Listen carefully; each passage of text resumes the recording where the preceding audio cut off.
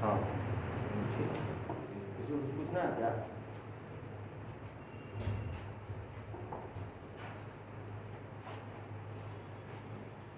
मैं अपना प्रयोगी बता दिया हूँ और मैं अपनी थोड़ा सा मेरे आँख और कान मजबूरी ये है जो क्लास में हर एक जगह आँख भी और कान कुछ शब्द आप बोलिएगा धीमे से भी तो कई बार हम पकड़ लें।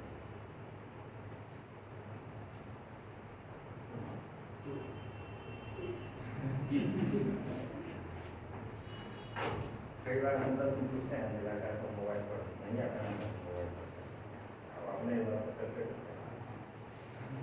है ना सर ऐसे करते सर व्हाट्सएप पर मैसेज आया देखने की कैसे हम कई बार छोड़ देते हैं चलो कौन सा समय बर्बाद है हम पकड़ लिए रहते हैं जी कौन सा एक्टिविटी में लगा।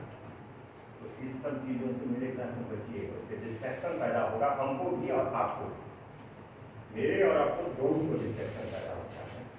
तो क्लास का सीरियसनेस बने रखें क्लास के सीरियसनेस को लूज मत कीजिए और हमको मेरा टेम्पो भी उससे लूज होता है। तो जैसे जैसे अंदर होता है टेम्पो लूज होता है उस टॉपिक पर आने में फिर कंटिन्यूस समय है ना है कि नहीं है कि नहीं है ना? तो ये सब चीज तुम नहीं करोगे समझ रहे हो कुछ एक्स्ट्रा सीरियस एक्स्ट्रा बर्डन लोगों की तैयारी नहीं करोगे हम लोग कल वॉच आज करके वॉच किए हैं बहुत ज़्यादा बर्डन लेने की तैयारी नहीं करना सीरियसनेस होना चाहिए। There is difference between seriousness और बर्डन। बर्डन उस तैयारी को उबाऊ बना देगा सीरियसनेस उसके क्वालिटी इंप्रूवमेंट के लिए। तो हम यह चाहते हैं कि वो सीरियसनेस रहे लेकिन बर्डन लेकर के नहीं। कमीशन का जो भी तैयारी करता है हम मान करके चलते हैं वो स्टूडेंट कम गार्जियन की तरह जाते हैं। आप सब लोग देखिएगा स्टूडेंट कम रहता है गार्जियन की तरह ज्यादा ट्रीट करता है। आपके लिए भी कम है। तो गार्जियन का मतलब ये है जो आप जवाबदेह आदमी है रिस्पॉन्सिबल। गार्जियन का मतलब क्या होगा आप जवाबदेह आदमी है रिस्पॉन्सिबल आदमी है आप जिस चीज की तैयारी कर रहे हैं वो भी रिस्पॉन्सिबिलिटी की तैयारी है। लेकिन वही गार्जियन यदि दबाव के तले दब जाए तो क्या वो डिसीजन सही ले पाएगा? कतई नहीं डिसीजन। इससे तुम्हारा तैयारी का क्वालिटी तो गड़बड़ाएगी। एग्जामिनेशन में जब क्वेश्चन चूज करने की बात करोगे ना तो सिंपल तुमको बाद में रहेगा कि ये क्वेश्चन चूज करते ना तो हम जाते अंक ले। तो तैयारी करना है इसको बर्डन नहीं लेना। हो सकता है कि कुछ कंपल्सन्स हो घरेलू कंपल्सन को मान सकते हैं तो कहाँ निकाल करना है सबकी निजी समस्या आपकी भी होंगी हो सकता है आपको कुछ ज्यादा गंभीर होंगी लेकिन तैयारी के दौरान उसको थोड़ा सा उसको पॉजिटिव में कन्वर्ट करना है यानी उसकी सीरियसनेस लाने में तैयारी में रिस्पॉन्सिबिलिटी लाने और रिस्पॉन्सिबिलिटी यदि एक सीमा से ज्यादा हो जाता है तो वही उसको दबाव बोलते हैं बर्डन बोलते हैं। जब रिस्पॉन्सिबिलिटी का एहसास एक सीमा से बाहर होने लगे दैट बिकम बर्डन वो एक बर्डन। तो आप उस फेज में हमको जाते दिख रहे हैं समझ रहे हैं। तो ये इंडिविजुअल कमेंट हमको जब लगता है कि नहीं ये इसके लिए बन जाकर उनका दिया है वो हो सकता है बुरा लगे हो सकता है इस तक आपको बुरा लगेगा लेकिन आपके लिए फायदेमंद है। आप यदि सुधार कर लीजिएगा समय से तो आप बेहतर कीजिए इस बात को ध्यान रखें।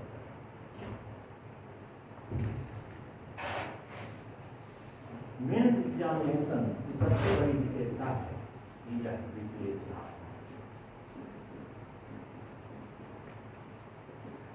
विश्लेषणात्मक किसको बोलते हैं? विश्लेषणात्मक किसको बोलते हैं?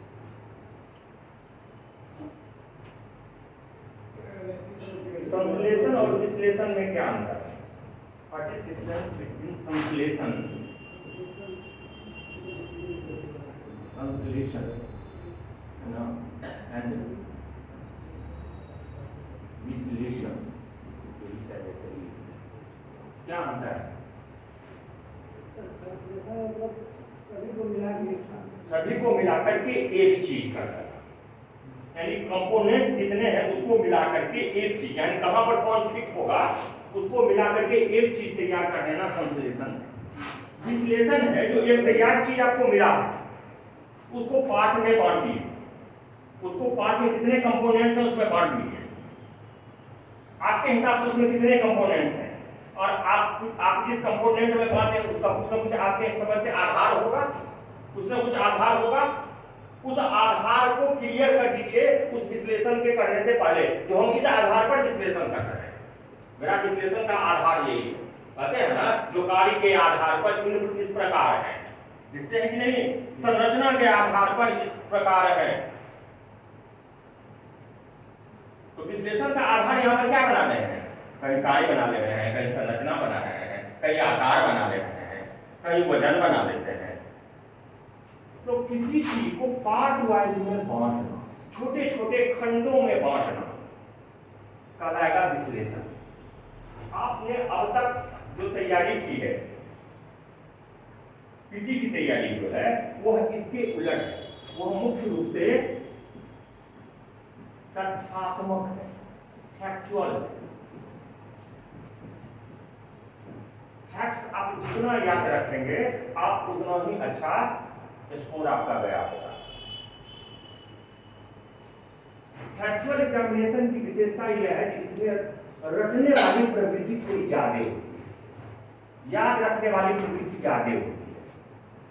याद रखना बहुत ज्यादा, उसके पीछे तर्कों को आप समझे या ना समझे, हमको याद रखना है। विकास दर इतना है वह याद रखना है। अब हो सकता है आपको यह इसका विकास दर क्यों हुआ यह याद रखना नहीं जरूरी नहीं है, लेकिन विकास दर इतना है वह आपको याद रखना है। जो भारत का विकास दर, बिहार का विकास दर इतना है, जीडीपी ग्रोथ रेट इतना है, इन्फ्लेशन इतना है।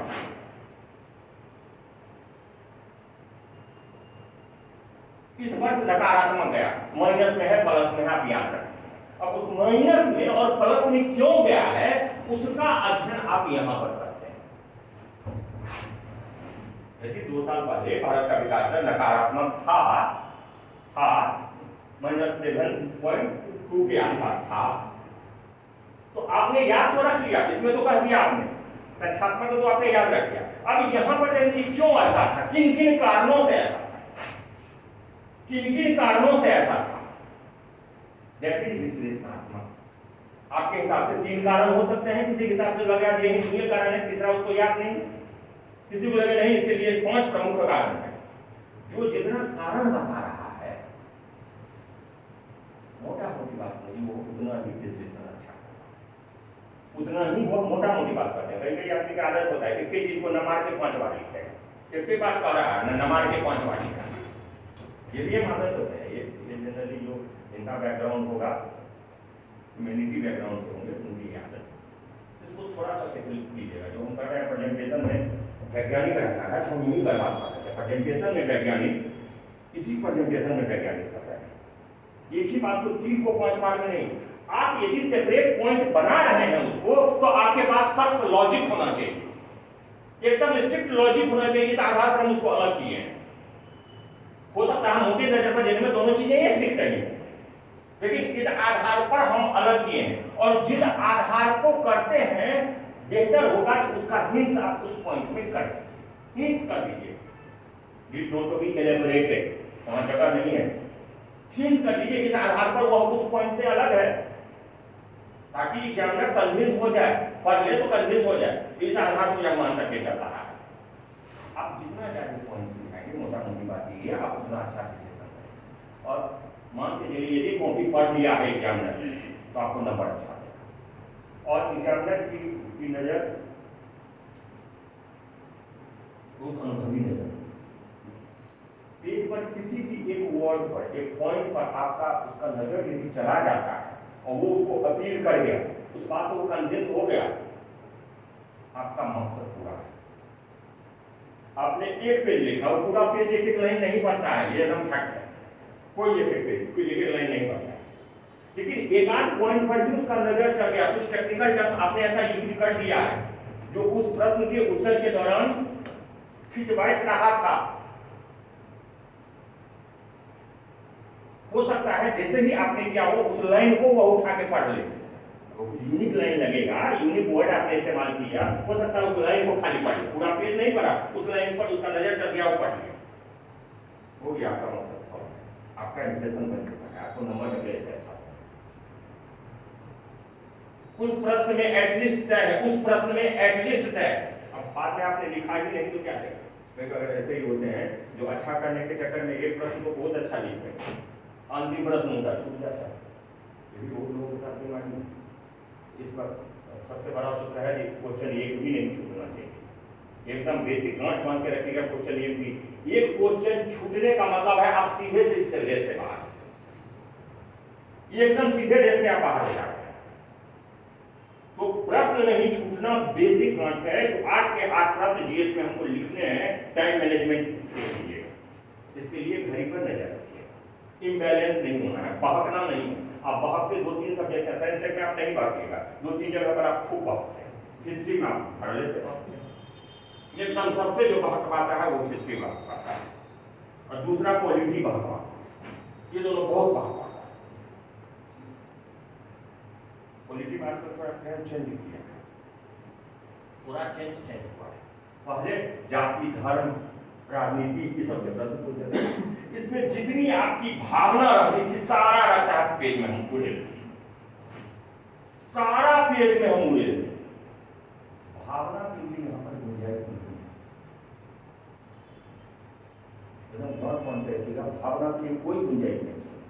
आप एक ऑफिसर बनने वाले हैं, आप एक यूनिट के एडमिनिस्ट्रेटिव यूनिट के उस क्षेत्र के हेड बनने वाले हैं, आपका जो डिसीजन होगा वह कानून पर आधारित होगा, वह लॉजिक पर आधारित होगा, न कि भावना पर आधारित होगा। सपोज दैट आप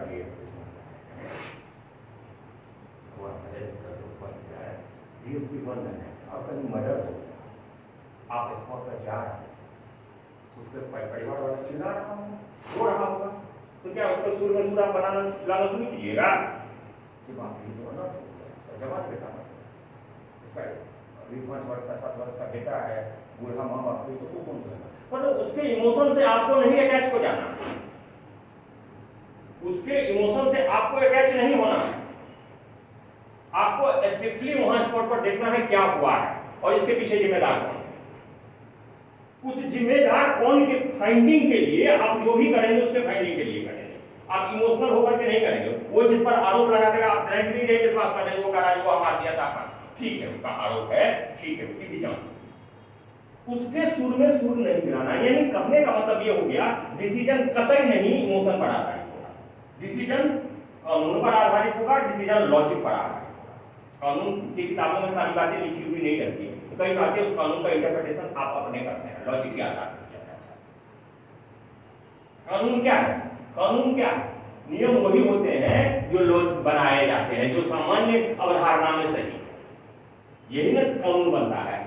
कानून कोई ऐसा चीज नहीं है जो कह देगा कि नहीं आप मान करके चलिएगा दिन है तो रात है, ऐसा होगा कानून नहीं हो, दिन है तो कानून भी कहेगा दिन है, यदि उसमें लिखा हुआ वर्णन नहीं भी कानून में, यदि प्राकृतिक प्रकाश है तो मान करके चलिएगा दिन है, ऐसा वहां पर लिखा तो नहीं लगा चलिएगा दिन है, आप अपने से इंटरप्रिटेशन करते हैं। ये चीज हम कह रहे हैं कि इंटरप्रिटेशन आपका अपना होगा, हर एक चीज कानून की किताब में लिखी है। तो जब आप सेवा में जाएंगे तो ये बात ध्यान में रखेंगे, हो सकता है ट्रेनिंग के दौरान आपको बताया, इंटरप्रिटेशन आपका अपना। विश्लेषणात्मक एग्जाम आप उसको पार्ट में बांट देना, जितने ज्यादा पार्टों में आप बांट रहे हैं उतना ही ज्यादा विश्लेषण है। आप कई बार ऐसा करते हैं आपके दिमाग में बहुत बात होगी, आपकी तैयारी अच्छी होगी ना तो विश्लेषण बहुत अच्छे से करने लगेंगे और बहुत सारे पार्ट्स में आने लगेंगे। तो हम वैसी भी स्थिति के लिए उपाय बनाते हैं, उसी स्थिति में ब्रेक लगा दीजिएगा, यानी बहुत सारे पार्ट मिला करके एक पॉइंट बना दीजिएगा और उसको सब पॉइंट, उसी को कहते हैं सब हेडिंग का भी सब हेडिंग, उसको हम कहते हैं टेक्निकल भाषा में सब हेडिंग का भी सब हेडिंग बना दिया। यानी जितना अच्छा आप विश्लेषण करेंगे उतना सब हेडिंग का भी सब हेडिंग बनेगा। इसका पार्ट वो हो गया जो उसका पार्ट लिया है वह बेहतर बन देता है, हर हमेशा वह बेहतर बन देगा। सब हेडिंग का सब हेडिंग यदि बना पा रहे हैं उसका भी सब हेड कर दे रहे हैं, that means you are a better analyst. आप बहुत अच्छा सब्जेक्ट पर आपका पता है। इस चीज को लाना है आपको, विश्लेषण बेहतर करना है। यह एग्जामिनेशन मुख्य रूप से विश्लेषणात्मक, विश्लेषण के लिए आधार चाहिए, बिना आधार का कोई हवाबाजी में विश्लेषण नहीं होता। विश्लेषण के लिए आधार चाहिए, वह आधार आपको इन फैक्ट से मिलता है जो आपने पीटी के दौरान पढ़ा है। आधार यहीं से उठेगा। हमने कहा था कि विकास दर इतना है तो आधार तो यहीं से उठा ना, आपने आधार यहाँ पर याद किया वही विकास दर इतना है।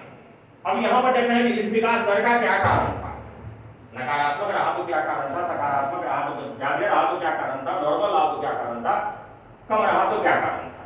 यहाँ पर इसकी व्याख्या, तो यहाँ पर जो फैक्ट उठाते हैं वह फैक्ट जो होता है वह इस विश्लेषण का आधार होता है।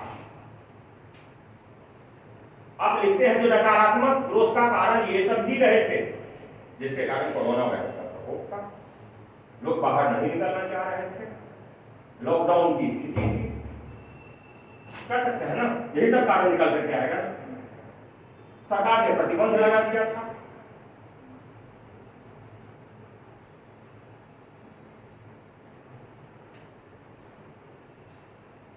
ये सब नकारात्मक ग्रोथ रेट के कारण।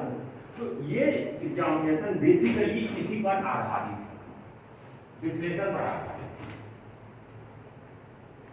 विश्लेषण करना किसका है, जो प्रश्न आपको दिया जाता है उस प्रश्न को आप सबसे अच्छी तरह, कम से कम हम सजेस्ट यही करते हैं जो 3 बार एटलीस्ट पढ़ लीजिए।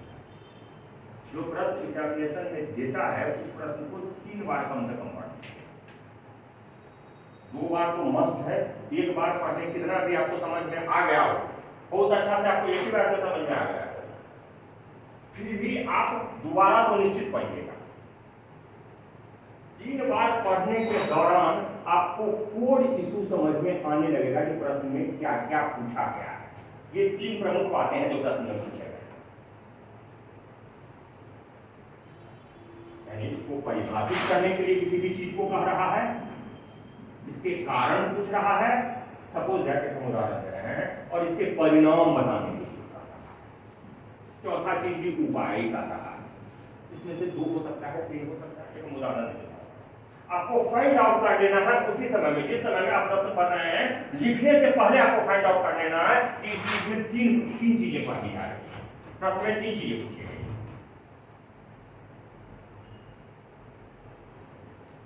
जो प्रश्न का उत्तर जब आप लिखेंगे तो आप लोगों को यह पहले से ही पता है, उत्तर के 3 पार्ट होते हैं, उत्तर के 3 पार्ट होते हैं, सबको पता है, पता है ना। एक भूमिका होती है, सबसे पहले होती है भूमिका, इंट्रोडक्शन।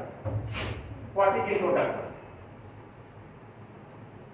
क्या होता है इंट्रोडक्शन, अर्थात क्या होता है इंट्रोडक्शन, क्या जो क्वेश्चन है उसमें जो लिखना है हमको उसमें पहले ही दर्शा देता है कि भूमिका, हम क्या कहने जा रहे हैं, हम आगे जो मुख्य उत्तर में है, दूसरा होता है मुख्य उत्तर, मुख्य उत्तर में हम क्या कहने जा रहे हैं उसी को वहां पर शॉर्ट में, एकदम शॉर्ट में, कभी भी आप 3-4 लाइन से जाके कदापि नहीं भूमिका लिखिए, कदापि नहीं लिखिएगा। लंबे भूमिका का यहाँ कोई नहीं, मैक्सिमम जाने दीजिएगा 4 लाइन। 2 से 3 लाइन में जो भी पीएससी का पैटर्न है, 2 से 3 लाइन में एकदम आपको निपटा देना है। प्रभावी भूमिका वो होगी जिसमें जितनी बातें कहने भी उसको एक टेक्निकल टर्म या एक वर्ड में आप बांधिएगा, तभी ना आप कह पाइएगा। इसके कारण संवैधानिक भी है, इसके कारण भौतिक भी है, इसके कारण आर्थिक है, हमारे 3 चीज हम कर रहे हैं। अब संवैधानिक कैसे है, हम आर्टिकल का व्याख्या करेंगे आगे चल करके, भौतिक कैसे है वह भी व्याख्या करने लगे, हम वहां पर एक टर्म उसके लिए यूज कर दिए, जिसके ये तीनों कारण होंगे। Further you have to not analyse there, उसका एनालिसिस आगे मुख्य आंसर में होगा। यह केवल भूमिका है जो कहने जा रहे हैं, मुख्य रूप से मुख्य उत्तर में उसकी भूमिका है, जो ये चीजें हम कहने जा रहे हैं। ये मुखौटा किसी का सुंदर मुखड़ा उसके अंदर जाने के लिए प्रेरित करता है। जब किसी भी चीज को आप पहली बार देखते हैं तो फर्स्ट इंप्रेशन कैसे देता है? देखने से पता और खुद से पता है। आपके अंदर क्या क्वालिटी है वो तो मुख्य उत्तर में जाकर के देखेगा, वो ये देखेगा आपका प्रेजेंटेशन कितना प्रभावी है या आप क्या कहने जा रहे हैं, वो सही तौर पर एक मेंटल पिक्चर बनता है। किसी भी चीज को पहली बार नजर में आप देखते हैं तो एक मेंटल पिक्चर बनता है।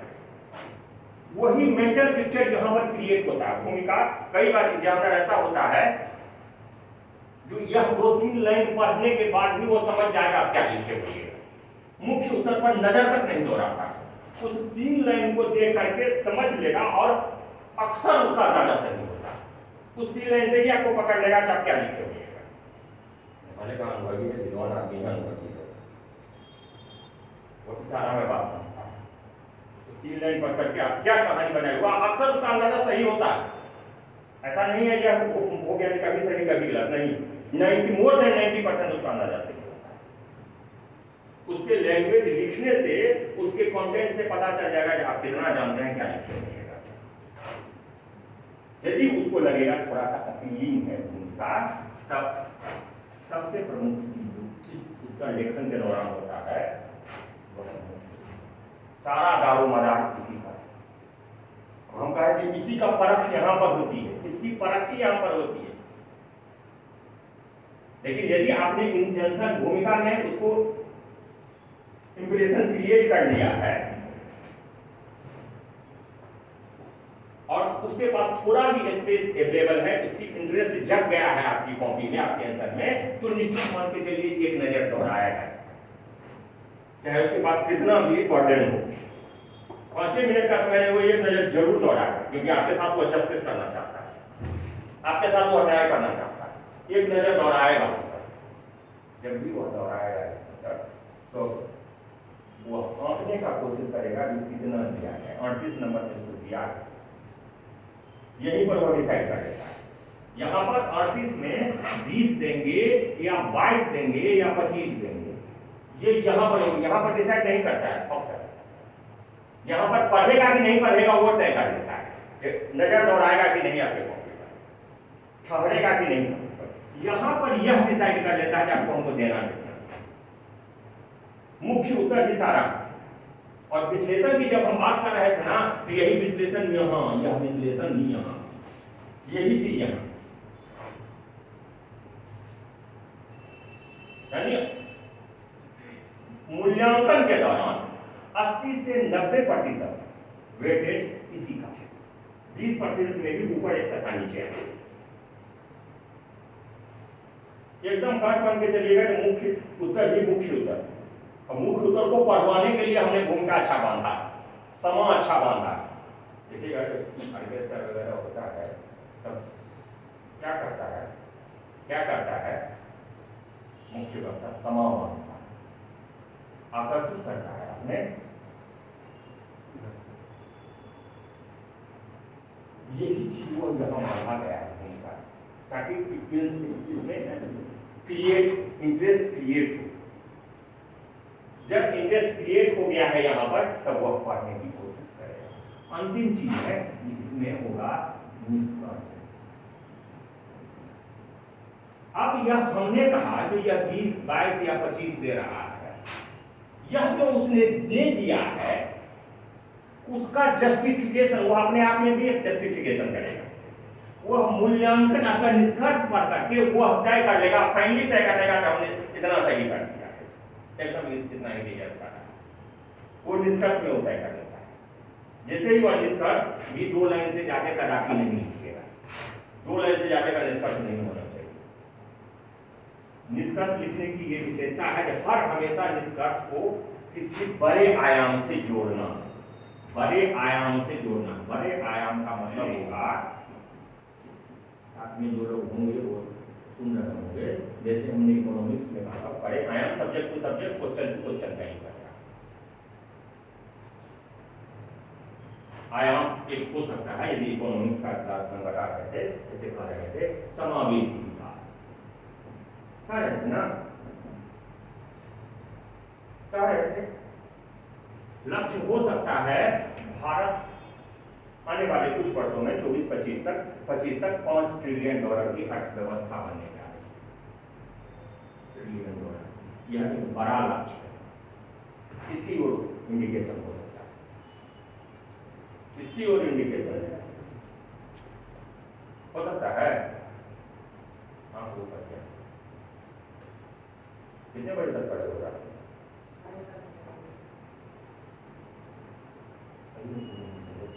मेरा जो अनुमान है वो एकदम सही साबित हुआ, मेरा अनुमान एकदम सही साबित हुआ। और बड़े नॉट हो जिंदगी में बहुत सारी जिंदगी जीने के लिए यूपीएससी भी आसान नहीं है। ऐसा नहीं होगा यूपीएससी ने एग्जाम किया और यूपी हुआ उसके लिए जो अपना लिए हो उससे यूपीएससी नहीं हो। तुम्हारा क्वेश्चन को बोले तो सब कुछ जानते हुए क्वेश्चन चूज करने में यहाँ है कि एक जगह थोड़ा सा भी मिस्टेक पूरा डुबा देता है, पूरा अंतिम परिणाम को प्रभावित कर देगा। ये गलती सीरियसनेस लेना है, बर्डन बना चुका।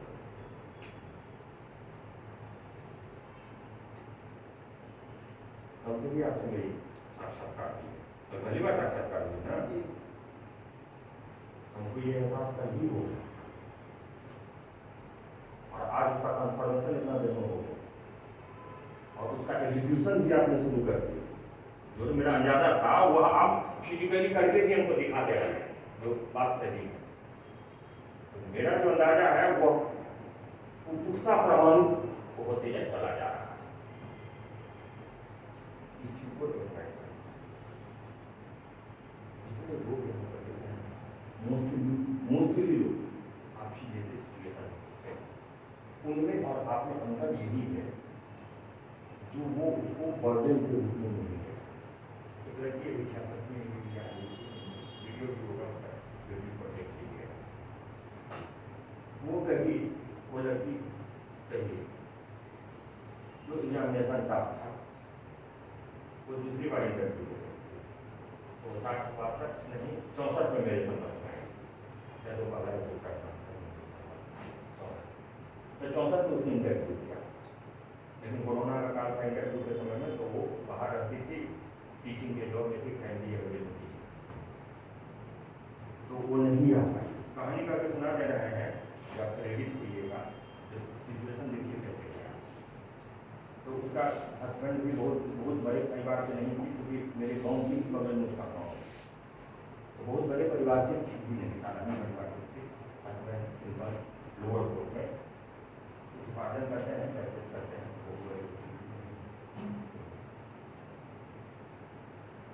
अब उनकी स्थिति ये थी जो उनको लग रहा था कि एक बार पीटी हो रहा है, कन्वीनियंस हो रहा है, इंटरव्यू देना नहीं हो रहा है, स्टेट क्या अच्छा ये नहीं करती तब क्या करती, क्या जीवन समाप्त हो रहा है। बहुत होता कि ये जो लड़की का जॉब है जॉब था उसी में यही ना होता, यही ना होता, क्या जिंदगी समाप्त हो जाता है। उसके बाद उपलब्धि क्या है तो आपने इतनी दिन से जो करा आपको एक बेहतर ह्यूमन बीइंग बना देगा, एक जवाबदेह नागरिक बना देगा, सोसाइटी का एक जवाबदेह व्यक्ति बना देगा। क्या यह आपको उपलब्धि कम लग रही है? या कम उपलब्धि नहीं है। तो ये उन लोगों के लिए है जिनको अंतिम रूप से नहीं होता है, वह कैसे भी सोचा जा सकता। अभी आपको वह सोचने का फेज नहीं है, इसीलिए सब चीज की चर्चा नहीं की, लेकिन आप वो दे करके हमको चर्चा होती है। उस स्थिति को टेम्पो को लूज कर देना, दबाव के कारण वो टेम्पो लूज बढ़ता है, आपकी तैयारी को लूज होती है। एकदम घट बढ़ के चलिएगा, इस आदत को जल्दी से हटा दीजिए। बर्डन नहीं बनाना है, तैयारी को तैयारी रहने देना। वर्स्ट सिचुएशन में जब नहीं होगा तो देखा जाएगा। यही ना आपको समझ में आता है, नहीं होगा तब क्या होगा, देखा जाएगा। जिंदा रहने के लिए यूपीएससी क्या संविधान में लिखा हुआ या सब यूपीएससी का नौकरी करता है। जितने भी 130 करोड़ लोग हैं देश में, सब नौकरी करते हैं, सरकारी नौकरी सब करते हैं। सरकारी नौकरी करने वालों का परसेंट मुश्किल से 5% है। क्या 95% लोग आजीविका नहीं जी रहे हैं? कई लोग इससे बेहतर जी रहे हैं, कई लोग सरकारी नौकरी छोड़ करके जा रहे हैं। आपको हुनर होना चाहिए, अपने स्किल होना चाहिए, नॉलेज होना चाहिए, किसी चीजें करने की क्षमता होनी चाहिए। तो इतना दबाव देने की जरूरत क्या है? बेसिक अंदर इन लोगों में आप में वही है, सबके साथ सेम सिचुएशन है। जो ये लोग इस चीज को, ये बेसिक चीज है इसको समझ रहे हैं, आप इस बेसिक चीज से दूर हैं। आपको सीधे जनाना नहीं होगा तो यही डर आपको सता रहा है, ये डर आपको सता रहा है, देखा जाए। सोचें, जब इतना दिन नहीं उसके लिए सोचे तो 1 साल और 2 साल और नहीं सोचे, देखिए ना, ये दृष्टिकोण है जिसको एकदम जीवन और मौत का सवाल न बनाए प्लीज। प्रति वर्ष होते हैं सीमित लोगों का, 6-6 लाख एप्लीकेंट्स होते हैं, 800 का ही होगा।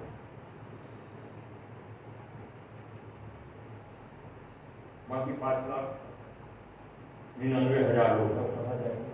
क्या जिंदा नहीं रहेंगे? रहेंगे कि नहीं रहेंगे?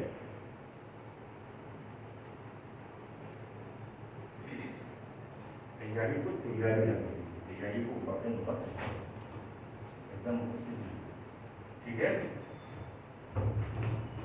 नींद आप नींद कम लेंगे ना, परिणाम ये होगा है, जितना आने से भी फायदा नहीं, आपको सामने भी आना फायदा नहीं होगा। क्लास में आप नहीं आ पाएंगे, नींद आएगी, आप चाह रहे हैं सुनने, लेकिन रोक नहीं पा रहे हैं, क्योंकि आप 4:30 बजे पढ़िएगा तो 7 बजे किसे क्लास।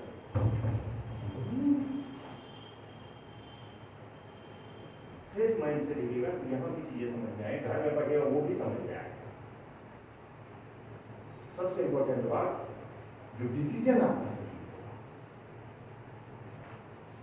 यहाँ पर आपको डिसीजन लेना है। तो आप कितना पसंद आता है बीएस में ही, ज्योग्राफी में आपको पसंद है, 12% था, 12% में 6 पाएगा, एकदम चूजी बनना, चूज करना। कहानी पता है ना, 64वीं में ऐसा हुआ था, जो अधिकतर लड़के जो पहला क्वेश्चन चूज कर लिए थे, प्लेट टेक्टोनिक्स दिए थे 64वीं, नहीं दिए 64वीं का क्वेश्चन नहीं दिए। प्लेट टेक्टोनिक्स का क्वेश्चन था, उसमें सारा प्लेट टेक्टोनिक्स का सब मान करके चलता है, फिजिकल साइंस चूज करना मान करके चलता है, लेकिन उसने सारा डाल दिया। अब सारा डाल दिया तो लड़का, चूंकि सबको पता है प्लेट टेक्टोनिक्स अब जो लड़का लिखने गया बैलेंस हुआ, छूट गया ना, तो ये डिसीजन गलत है। उसको दूसरा विकल्प है, सेकंड लाइन ऑफ डिफेंस करना था।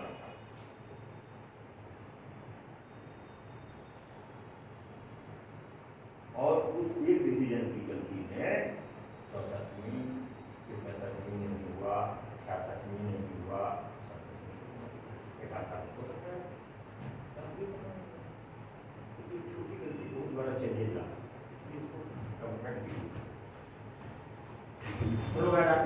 निष्कर्ष को हर हमेशा बड़े आयाम से जोड़ने की कोशिश करेंगे।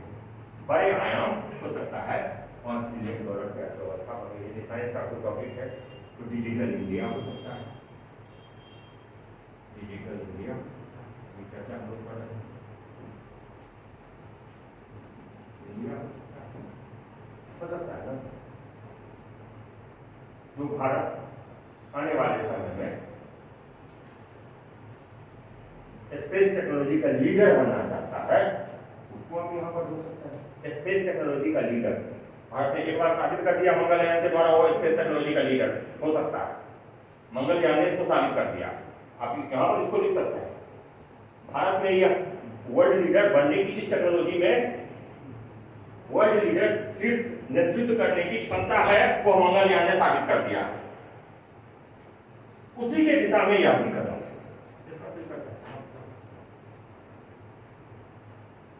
तो हर हमेशा कोई ऐसी चीज से जुड़ी जो बड़ा लक्ष्य हो, जिसकी चर्चा भारत या बिहार के राष्ट्रीय स्तर या विश्व स्तर पर हुई हो, वो बड़ा लक्ष्य माना जाएगा, वो बड़ी चीज मानी जाएगी जिसकी चर्चा होती है। समझ रहे हैं बड़ा लक्ष्य से या बड़ा आयाम से क्या मतलब है? जो गवर्नमेंट का दीर्घकालीन लक्ष्य हो। समावेशी क्या है? दीर्घकालीन लक्ष्य है, सबके साथ न्याय होना चाहिए।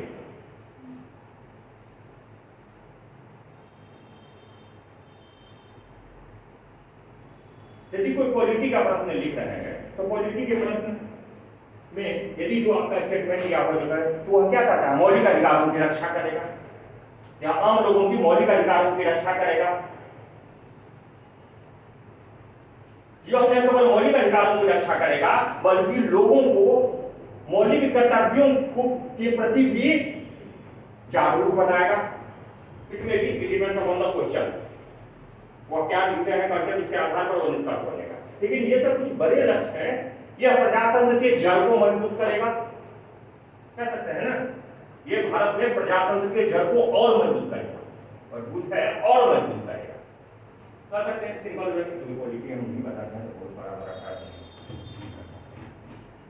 हम कह सकते हैं नहीं, ये सब कुछ बड़े चीज हुए जिसके इसके निष्कर्ष में लेकर के जाना है। 2 लाइन से ज्यादा नहीं करना है और उसको कुछ बड़े बड़े चीजों को जोड़ना है उस पॉइंट के बारे में कि वो पॉइंट कहां पर वो फिट बैठेगा। बहुत बड़ा लक्ष्य है SDG, है ना। 17 लक्ष्य है। इस 17 लक्ष्य को आप याद रखिएगा। हम कहते हैं टाइम है, इस 17 लक्ष्य को याद रखिएगा और उसके लक्ष्य नंबर कितना से 2030 तक के लिए वह चीज इसमें मेल खाता है, क्योंकि बहुत सारी चीजों से प्रश्न मेल खा जाता है। क्योंकि 17 है, नंबर ज्यादा है और उसको अच्छे से पढ़िएगा ना, याद रखिएगा तो आपको कहीं ना कहीं वह फिट बैठ जाएगा। नो, यह केवल समावेशी भारत को समावेशी विकास मत करेगा बल्कि यह SDG के लक्ष्य नंबर इतना को पाने में भी मदद करके अपनी कहानी को समाप्त कर सकते हैं। तो निष्कर्ष हर हमेशा बड़े आयाम को लेकर के चलता है, इसको हर हमेशा बड़े आयाम से अंत में जोड़ देना, यानी अंतिम प्रहार। निष्कर्ष क्या होता है? वो अंतिम प्रहार है जो आप चोट करके देते हैं, जो उसकी कही हुई जिसने वो जो डिसीजन लिया उसको ठीक करने का एक मौका देते हैं।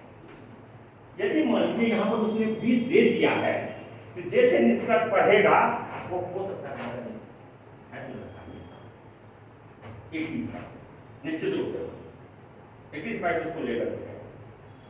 यदि उसने डिसीजन ले लिया है, बहुत ज्यादा उम्मीद नहीं है, ये भी मत कहिएगा जिसको 24-25 नहीं निष्कर्ष के आधार पर नहीं लेकर के जाता है, एकदम नहीं लेकर के जाएगा। यदि उसने 20 दे दिया है तो उसको 21 कर देगा। यही एक नंबर आपको बहुत सारा अंतिम में पता चलता है कि एक नंबर कितना है।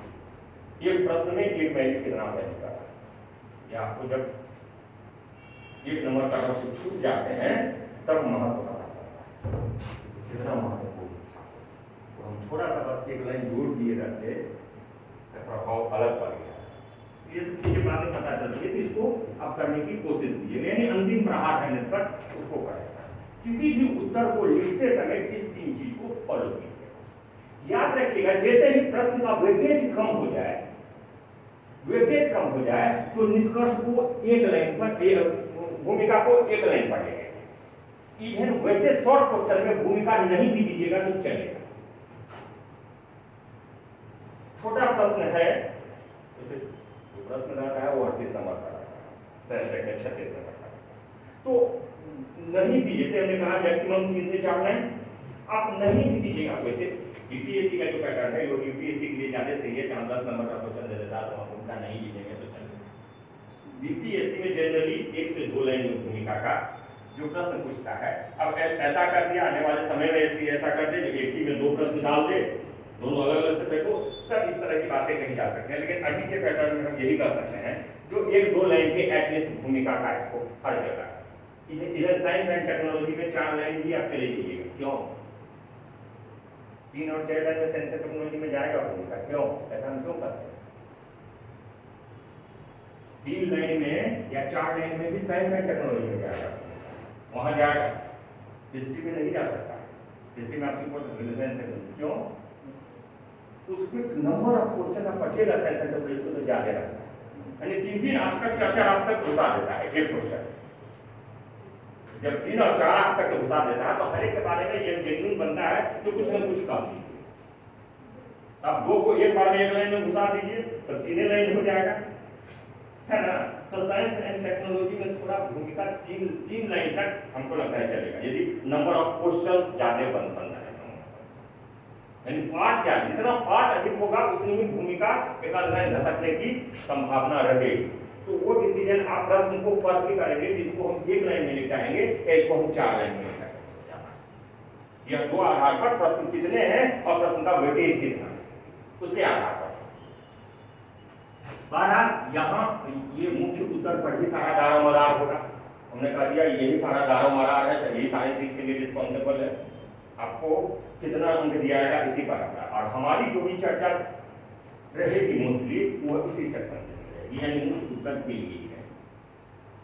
भूमिका तथा निष्कर्ष बता दिया करेंगे, बोल दिया करेंगे कई बार, लेकिन उस प्रश्न के अकॉर्डिंग भूमिका तथा निष्कर्ष आप देगा, जो प्रश्न आपको दिया जाएगा। कंटेंट में क्या डालना है, मुख्य उत्तर कैसे लिखना है, इसी पर मेरा जो मुख्य फोकस होगा आने वाले समय में, वो मुख्य फोकस इसी मुख्य उत्तर के लिए होगा। हम जो बताएंगे आपको वो यह बताएंगे जो क्या देना है। हम बहुत सारी चीजें बताते हैं, हम बहुत सारी चीजें बताएंगे, एक ही टॉपिक उठाएंगे तो बहुत सारी चीजें बताएंगे।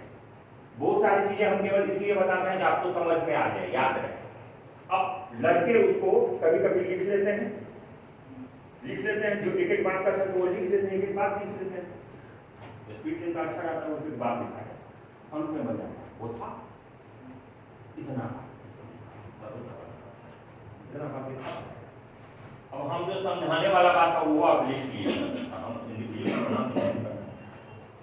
लीजिए अपने, उसमें से सारी बातें लिखनी नहीं।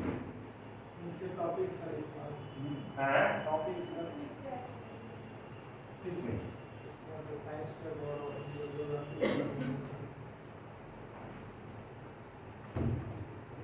बस 1 मिनट, ये समझ गए विश्लेषणात्मक एग्जाम है यह है, इसे आगे नहीं समझना है आप यही समझ। अब हम आ जाते हैं इतना के बाद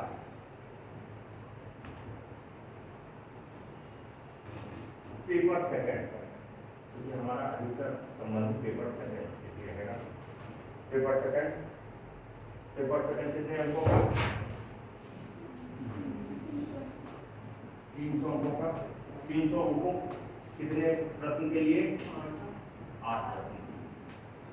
फिर 8 प्रश्नों को करने के लिए आपको ऑप्शन कितना मिलेगा, 12। कितना, कभी 12 कभी 13, यही है ट्रेंड, कभी 12 कभी 13, 12 से 13 मान कर प्रश्न आपको ऑप्शन में मिलेगा।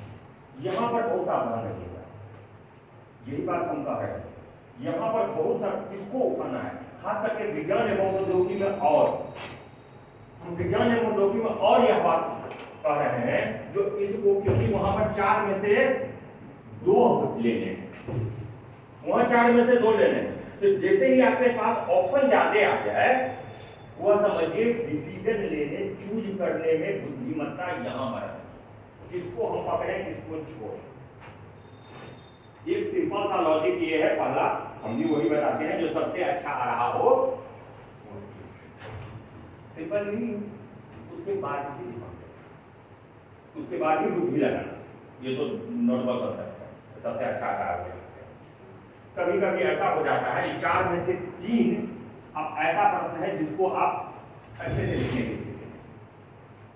जब मेरे क्लास करते करते दौरान अधिकतर लोगों का होता है, तो कभी कभी तो 4 भी, लेकिन 3 अच्छे से लिखने की सीखें, 3 को हम अच्छे तरह से। अब उस 3 में से भी 1 छोड़ना है, लिखना है आपको, तो उसमें देखना ये है जो किसमें ऑब्जेक्टिविटी जाते, ऑब्जेक्टिविटी किसमें जाते, ऑब्जेक्टिविटी का निर्धारण कैसे होगा, ऐसे तो साइंस एंड टेक्नोलॉजी में ऑब्जेक्टिव तो होगा ही होगा, ऑब्जेक्टिविटी तो होगा। एक सिंपल सा तरीका है, जिस प्रश्न में अधिक पार्ट रहे, जैसे भी कह रहे हैं 3 पार्ट में पूछ देता है, सेंसेक्स में 4 पार्ट है, तो वो अच्छा है आपके लिए, वो आपके लिए अच्छा है। जितना ज्यादा पार्टनर है उतना उतना हर एक पार्ट पर अंक निर्धारित होगा। आपको भले उस क्वेश्चन में क्लियर नहीं कर रहा हो, वो सीधे 36 नंबर दे दिया, लेकिन निश्चित रूप से उसको जो निर्देश जाएगा वो देगा कि परिभाषा लिखता है तो उसको 5 नंबर दीजिए, कारण बताता है तो 7 नंबर दीजिए, वो लिखा हो। और उसी लिमिटेशन बात दिया है, कारण में 7 नंबर देना है तो उसी में से किसी को 3 नंबर देगा, किसी को 4 देगा, किसी को 6 देगा, नहीं करेगा, और कुल जोड़ करके आपको 36 में से अंक आ जाए।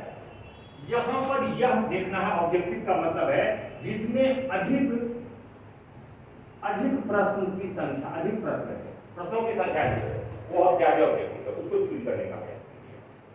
तो उसको निश्चित रूप से आपको जाते हैं, कुल मिलाकर के जाते हैं, ओवरऑल जाते हैं।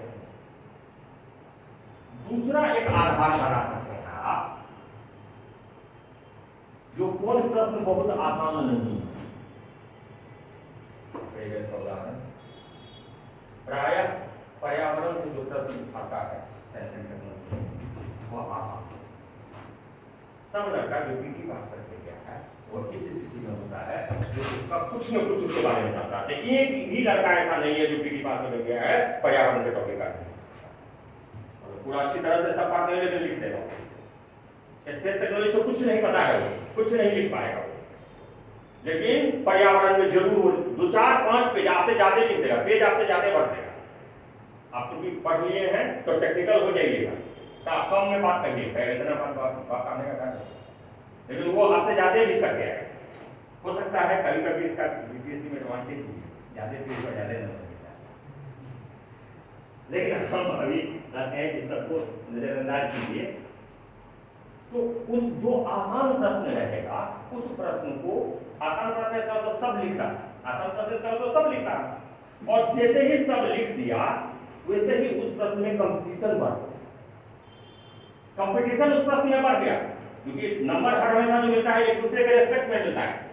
अब वो ऐसा लिखा था इसीलिए उसको इतना दिया गया, और आप ऐसा लिखे हैं तब आपको इतना लिमिट बन गया। अभी क्या हमने ज्यादा देख लिया, वो कंपटीशन बढ़ गया है, तो है ना 6 लाख हो गया है। उस प्रश्न में अधिकतर लोग उस प्रश्न को लिख दिए, आसान था, सब लिख लिया, अधिकतर लड़का लिखा, परिणाम क्या हो रहा है उसमें एवरेज मार्क की गुंजाइश बढ़ गया। इसके अंदर लिखा गया था यही पर्यावरण क्या है, ग्लोबल वार्मिंग क्या है, या प्रदूषण क्या है, वायु प्रदूषण है, जल प्रदूषण है, ये पढ़ते पढ़ते एक ही आदमी यदि जिंदगी आपको इधर उधर चौके मिले तो क्या है, 2 दिन बाद ना पढ़ना शुरू कीजिएगा, तो कुछ कॉपी तक तो पढ़ लेगा, लेकिन बाद वाले कॉपी को पढ़ेगा नहीं। जैसे देखेगा प्रदूषण से लिख लिया, एवरेज नंबर बैठाएगा, अच्छा लिखे हैं, कई बार ऐसा करता है जो एवरेज नंबर भी करके भाई उसको भी कम, बेसिकली ये नंबर होता है क्या कम छोड़, आदमी ही स्वभाव से कम छोड़ देता है, वो अपना काम कम समय में करता है। के लिए क्या करना चाहिए, ग्रेजुएशन के लिए क्या करना चाहिए यदि मेरे पास कंटेंट का क्वेश्चन लिखने में यदि जनरलाइज नहीं करना है तो 2-3 घंटा। अब मान लीजिए आपकी मजबूरी है उस प्रश्न को आपको लिखना, पर्यावरण का प्रश्न है, आपको बाकी आता ही नहीं है, अब आप क्या कीजिएगा, आपका मजबूर है, अब आप क्या पर्यावरण से प्रश्न यानी ऐसा आसान प्रश्न है जो आपको लिखना है, आप करेंगे। ऐसे प्रश्नों को लिखते समय में आपको अपने दूसरे की कॉपी से अलग करना, उसके लिए कुछ प्रविधि जो जनरली हम चर्चा करते हैं उस प्रवृत्ति का यहाँ पर स्ट्रिक्टली पालन कर दीजिएगा, इसमें स्ट्रिक्ट हो जाइएगा। पहला, टेक्स्ट को रिड्यूस करना, 5 पेज भरने वाला पेज है उसको बंद करें, टेक्स्ट को रिड्यूस कर दीजिए। टेक्स्ट को जैसे ही रिड्यूस करें तो आप किस पर घसकिएगा, आप स्केचेज पर घसकिएगा। कंटेंट तो आपको करना है तो स्केच के द्वारा कर देंगे, वो भी बात वही है, वो टेक्स्ट के रूप में कहा, उसका पढ़ा नहीं। आपका जब भी स्केच के रूप में कहेगा कहिएगा तो वो पढ़ लेगा, मतलब झट से उनके नजर उसको दिख जाएगा, वो पढ़ेगा, टाइम पढ़ेगा। स्केचेस चाहिए, स्केचेस जब पढ़े तो स्केचेस तक ही नहीं समझिए, इसका पूरा डाटा देखिएगा, मैप इसी में आ जाएगा, डायग्राम इसी में आ जाएगा, इसी में इसके द्वारा पढ़ने का कोशिश करना। टेक्स्ट को रिड्यूस करके उस टेक्स्ट में कहने जाने वाली बातों को आप डायग्रामेटिकली मैप या स्केचेस के माध्यम से करिएगा। 25 तरीका है इसको करने के। जैसे ही कहिएगा इसको प्रेजेंटेशन का प्रेजेंटेशन आपने चेक कर दिया, कंटेंट कहाँ से लेंगे वही ना जो वो जानता है। आपके बार यहाँ प्रेजेंटेशन चेक कर दिया, देखिएगा 2-3 नंबर का अंदर आ जाएगा।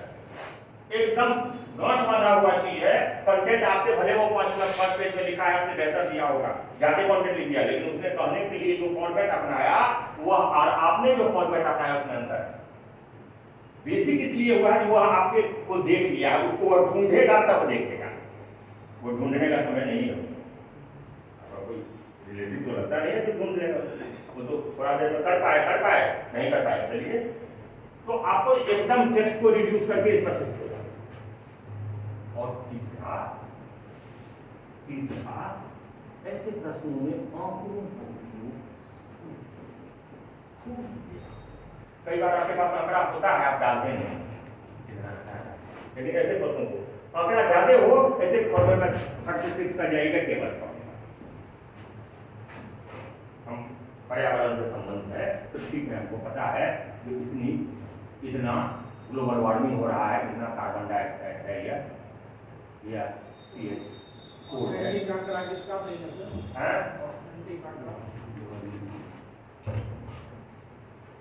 आंकड़ा के बहुत स्रोत है। आंकड़ा का स्रोत क्या हुआ? आंकड़ा का अनगिनत स्रोत।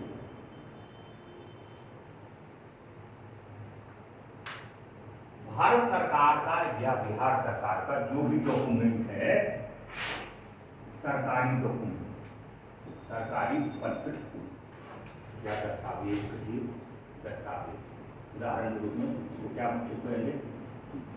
सरकारी दस्तावेज कौन बनेगा? जैसे इकोनॉमिक रिव्यू में कुछ का बात कही गई, सबसे ऑथेंटिक सोर्स है। भारत करके मीडिया करके पुस्तक निकलता है प्रकाशन विभाग का निकलता है, पढ़े हैं ना, देखे हैं, ऑथेंटिक स्रोत है। सरकार द्वारा बजट के दौरान, इसके दौरान लोकसभा या राज्यसभा के संसद के सत्र के दौरान आंकड़े पे उत्तर दिए जाते हैं। जो सदस्य पूछते हैं उनका उत्तर देते हैं, उसके दौरान कई आंकड़े निकल करके सामने आते हैं। तो संसद में दिया गया सरकार के द्वारा जो आंकड़ा है, वो जो प्रश्न पूछता है वो आंकड़ा मत दीजिए, सदस्य पूछो से पूछो पेपर का हवाला देकर के पूछ देता है, उस आंकड़ा को संशोधित करता है जो जवाबदेह मंत्री होता है वो। यह सब ऑथेंटिक स्रोत है आपके आंकड़े के लिए। इसको इससे मिल जाए, पॉपुलेशन से संबंधित है तो जनगणना विभाग का आंकड़ा बताइए, सबसे ज्यादा आंकड़े की जरूरत कहाँ पड़ता है?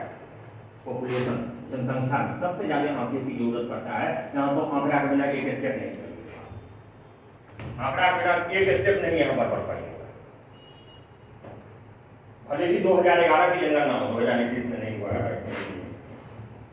लेकिन अभी भी जो आधार बनाना है, किसका बनाना है? 2011 की जनगणना ही आधार आपके विश्लेषण का होगा। आपके आधार का विश्लेषण यही होगा, जनगणना विभाग द्वारा जो जारी किया गया डॉक्यूमेंट है अभी भी होगा। अब आपको लिखना है, जैसे हमने कहा, जो मान लीजिए 121 करोड़ के आसपास उभर आ रहा है भारतीय जनसंख्या। अब जो 2011 में तो वो तो 2022 में नहीं होगा ना। तब आप लिख सकते हैं जो इतना था, यदि वो टॉपिक जनसंख्या पर ही डिपेंड है और आपको उसको और रेलिवेंट बनाना है, तो उसको अनुमानित शब्द से माना। अनुमानित जनसंख्या वर्तमान में यानी 2022 में अनुमानित जनसंख्या करीब 135 करोड़ कहा जा रहा है, लिखने में कोई दिक्कत नहीं। यदि हम कोई ऐसा विश्लेषण कर रहे हैं जिसमें हमको दिखाना है जो भारत का यह जो अधिक जनसंख्या वो भारत के लिए बोझ है। किसी ने पूछा था, ज्योग्राफी में पूछा था, पिछले 66 में या 65 में पूछा था, जो जनसंख्या संसाधन है या बोझ है? ज्योग्राफी नहीं, जनांकीय लाभांश तो अलग चीज है, दैट इज डिफरेंट थिंग। जनसंख्या भारत का मानव संसाधन, भारत के लिए संसाधन रिसोर्स है या बोझ है? जीएस में शायद कभी पूछा हो, हमको याद नहीं आ रहा है, लेकिन किसी ने पूछा है ये 2-3 साल के दौरान। अब बताइए कि इस दोनों का तो दोनों एस्पेक्ट है। अब आप किस ढंग से, तो आपको जजमेंट वहां पर करना है, और जजमेंट करने के लिए क्या करिएगा? आप आंकड़ों का उपयोग कीजिएगा। यहाँ से आंकड़ा उठाइएगा ना, तो हम उसमें कह सकते हैं कि यदि हम कह रहे हैं नहीं जनसंख्या बोझ है, तो जनसंख्या किस तेजी से बढ़ी है इसके कारण ही यह बोझ है, क्योंकि 2011 में इतनी थी और अभी बढ़कर के इतनी हो गई है, नहीं कह सकते हैं हम। इसके कारण भी इस तेजी से जो जनसंख्या बढ़ रही है उसके कारण से भी यह बोझ बना हुआ है। जनसंख्या वृद्धि का दर तेज है अपेक्षाकृत।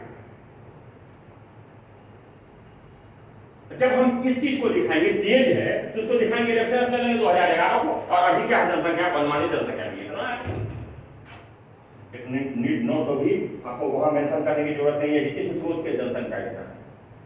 सरकारी डॉक्यूमेंट में हमने कहा दिया, और अभी कितना अनुमानित है, कई स्रोत कई का है, हो सकता है कोई 140 करोड़ का है, कोई 132 करोड़ का है, अलग अलग सोच आपने भी पढ़ा होगा, अलग अलग तो अनुमान है ना, सरकार तो निगरानी नहीं किया है, तो आप 135 कहिएगा, आप विश्लेषण वहां पर विश्लेषण देखना है। इसलिए हम बार-बार कहते हैं एग्जामिनेशन का नेचर क्या है, विश्लेषण है।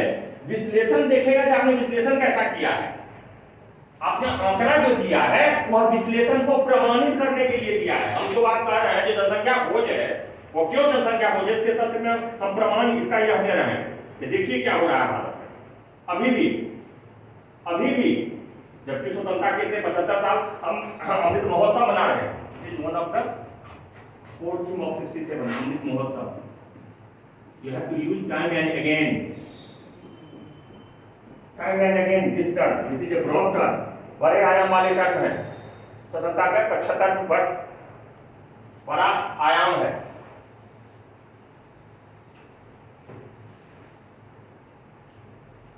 वी आर मूविंग टुवर्ड्स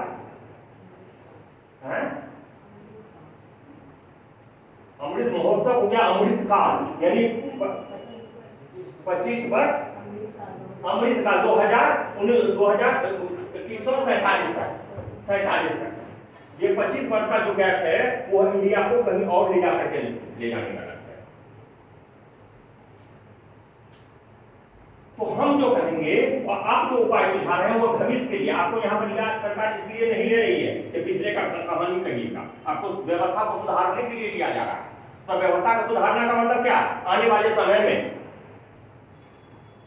तो अमृत काल की ओर झांकिएगा, जो अमृत काल का भारत यही होगा, अमृत काल का बिहार यह होगा जिसमें सबके लिए गुंजाइश होगा, या अमृत काल का नया भारत होगा। This is really new India, वास्तव में यह नया भारत है जो आने वाला भारत है। वास्तव में अभी तो नया भारत कही जा रही है, स्लोगन दिया जा रहा है, लेकिन वास्तव में नया भारत वह होगा जिसमें गरीबी नहीं रहेगी, बेरोजगारी नहीं होगी, खत्म होगी, वह नया भारत है। सभी हाथों को काम मिलेंगे, मिनिमम आवश्यकता सबों की पूरा होगा, कोई भूखा नहीं मरेगा।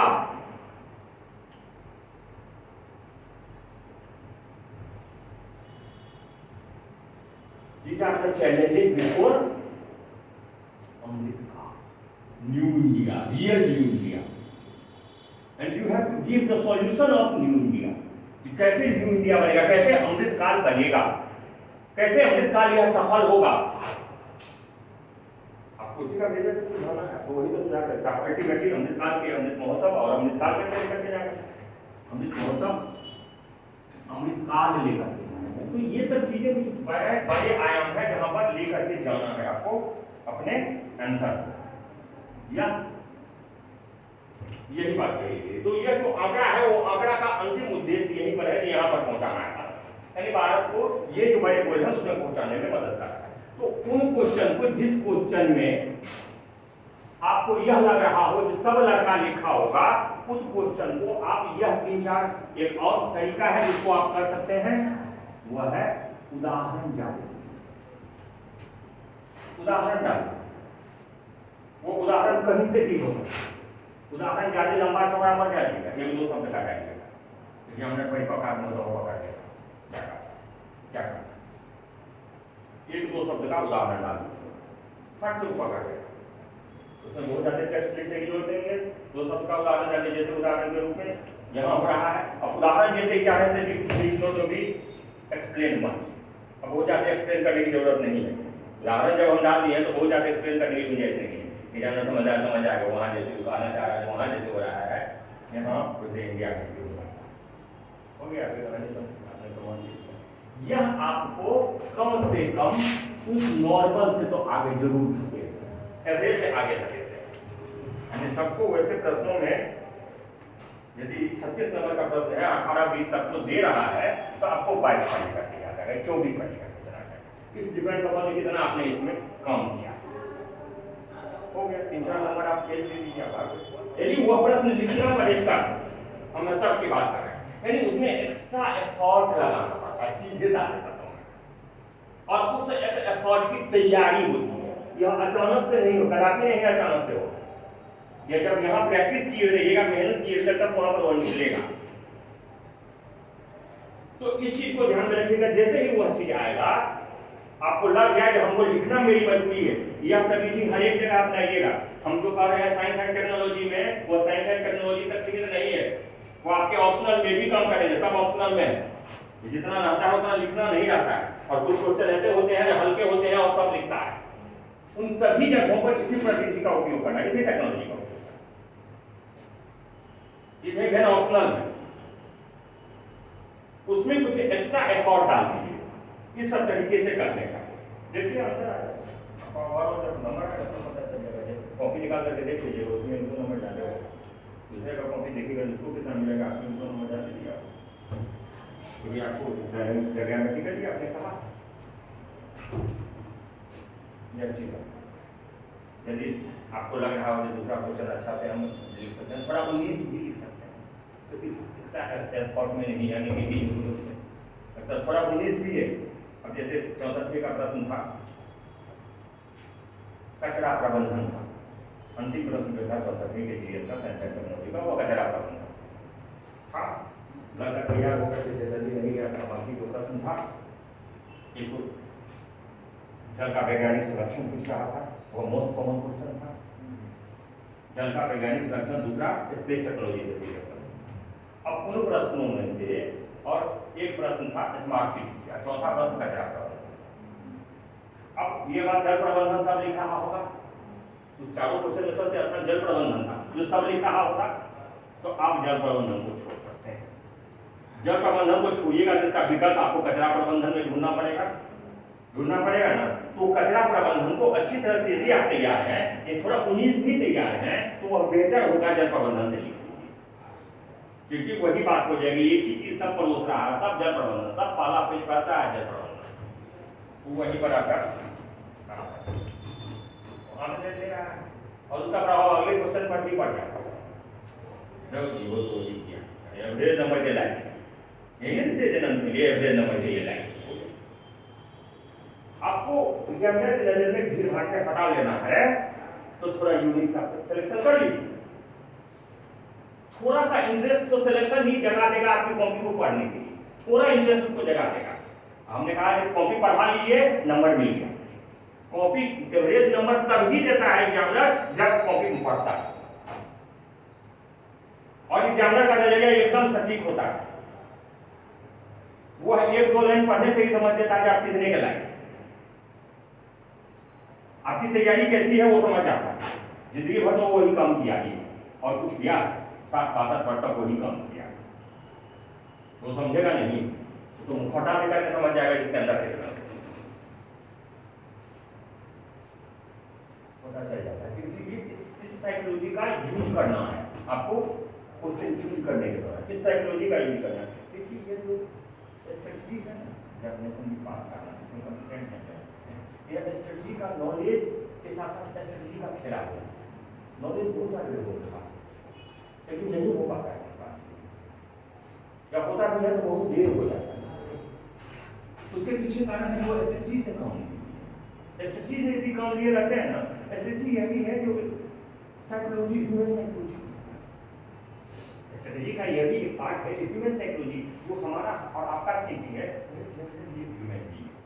उसकी भी थिंकिंग उसी तरह की होगी। अंदाजा तो लगाया जा सकता है, जैसा हम लोग सोचते हैं वैसा वह भी सोच रहा है। अब हम जो अपना स्टेप उठा रहे हैं उसी के दिशा में काउंटर करने के लिए, या उसको एग्जॉस्ट करने के लिए, उसको इनकैश करने के लिए, वो जो साइकोलॉजी है उसको इनकैश, उसी दिशा में हम आंसर लिखे उसको इनकैश करें। That would be a good answer, उसी का सही था। खास करके ऊपर वाले पद लेने के लिए यही समझते हैं, नॉलेज तो होता है, ऊपर वाले रैंक लाते हैं, नॉलेज तो होता है, क्योंकि इस वजह से सब्जेक्ट भी थोड़ा मायने करता है। सब्जेक्ट कोई उसके अलावा जीएस पेपर सबके लिए कॉमन है, 600 नंबर सबके लिए कॉमन है, तो वहाँ पर वो स्ट्रेटजी काम करता है। ह्यूमन साइकोलॉजी को आप भी यूज करना सीखिए, अच्छे नंबर डालना है तो ह्यूमन साइकोलॉजी को यूज कीजिए और उसी हिसाब से स्ट्रेटजी तैयार करके पढ़े जाइए। वो अचानक नहीं होता, हम यह भी कह देते हैं वो अचानक नहीं होगा, वो चाहिएगा कि ये सब स्ट्रेटजी सकता है वो एग्जामिनेशन में अप्लाई करेगा तो नहीं होगा। उसको 10 बार यहाँ या 20 बार यहाँ यूज किए हुए रहिएगा ना एग्जामिनेशन के बाद, तब वहाँ पर कहीं निकलेगा, उसमें भी कहीं कहीं होता मिस कर वो अचानक से कदापि नहीं होता है। तो इस टेक्नोलॉजी को यूज करके आप इसको करें। हम आ जाते हैं विज्ञान एवं प्रौद्योगिकी में। सीधे सीधे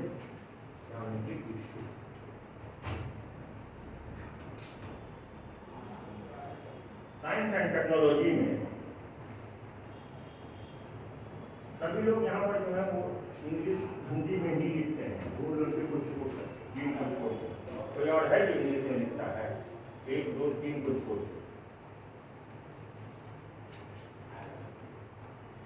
1 2 3 को छोड़ करके और कोई लोग हैं जो इंग्लिश में लिखते हैं। सब हिंदी में लिखने वाले हैं ना, कोई इंग्लिश में नहीं ना लिखते हैं। टेक्नोलॉजी वैसे भी जो ये है ना विज्ञान और प्रौद्योगिकी, वो इंग्लिश का ही चीज है और इंग्लिश में अच्छा निकलेगा, इंग्लिश में बेहतर निकलता है। और आपको हम कह देते हैं हिंदी माध्यम में आप हैं, हिंदी में लिख रहे हैं, तो आप टाइम एंड अगेन कोशिश ये कीजिएगा जो कॉमन शब्द है उसी को आप हिंदी में लिखिएगा, जो जटिल शब्द होंगे उसको आप इंग्लिश वर्ड को देवनागरी में लिखने का कोशिश कीजिए। वर्स्ट केस में आपके पास देवनागरी में लिखने की कोशिश है तो 2-4 जगह आप इंग्लिश में भी लिख दीजिएगा ना, तो एग्जामिनर कोई शपथ नहीं खाए हुए रहता है, तो रोमन में लिख दिया हम नहीं पढ़ेंगे, तो शपथ नहीं खाए हुए रहता है। टेक्नोलॉजी जैसा विषय है, ये टेक्निकल विषय में वो चलेगा, एक आध जगह ये कॉपी है, ये कॉपी में 100 वर्ड आप लिखे हुए हैं, तो उसमें 50 वर्ड या 25 वर्ड आप इंग्लिश में लगाए हैं, वो फेयर नहीं, लेकिन 2-4 चल जाएगा। और आपको यह किस सेक्शन में करने का विज्ञान एवं प्रौद्योगिकी में यह करना पड़ेगा, क्योंकि उसके हिंदी में जैसे हम भी नहीं आपको बता पाएंगे, ईमानदारी से बता सकता हिंदी हम भी नहीं बता। और आप यदि ढूंढ के हम बता भी दें तो ना आपके जुबान चढ़ेगा और एग्जामिनर को भी हवा नहीं लगेगा, तो आप जो कर रहे हैं एग्जामिनर को पता ही नहीं चला था, नंबर काट देगा। हम कहें कि आपकी बात समझेगा तभी, अच्छा नंबर देने के लिए पढ़वाना जरूरी है, उसको समझाना जरूरी है। जब तक वह यह बात नहीं होता तो वह सारी प्रविधि आपको कहेगा आपको कॉपी पढ़वा लेना, बस ये चीज आगे रखिए जो एग्जामिनर कैसे मेरा कॉपी पढ़ ले, कैसे भी करके मेरा कॉपी पढ़ ले। आप क्या नहीं सकते, आपका प्रेजेंटेशन कॉपी कर रहा है तो सारे उपाय आपको वही करना, कॉपी पढ़वा लेना, बस आप कॉपी पढ़वा लीजिए। आप यकीनन मान के चलिएगा 100% हम दावा करते हैं जो आपको अच्छा नहीं, अब आप कॉपी पढ़ लिया, बस एक ही प्रतिमाना कि कैसे मेरा एग्जामिनर कॉपी पढ़ा, उसके पास 10,000 कॉपी होगी, कितना रिजल्ट देगा, 10,000 के आसपास का रिजल्ट देगा, अब 10,000 कॉपी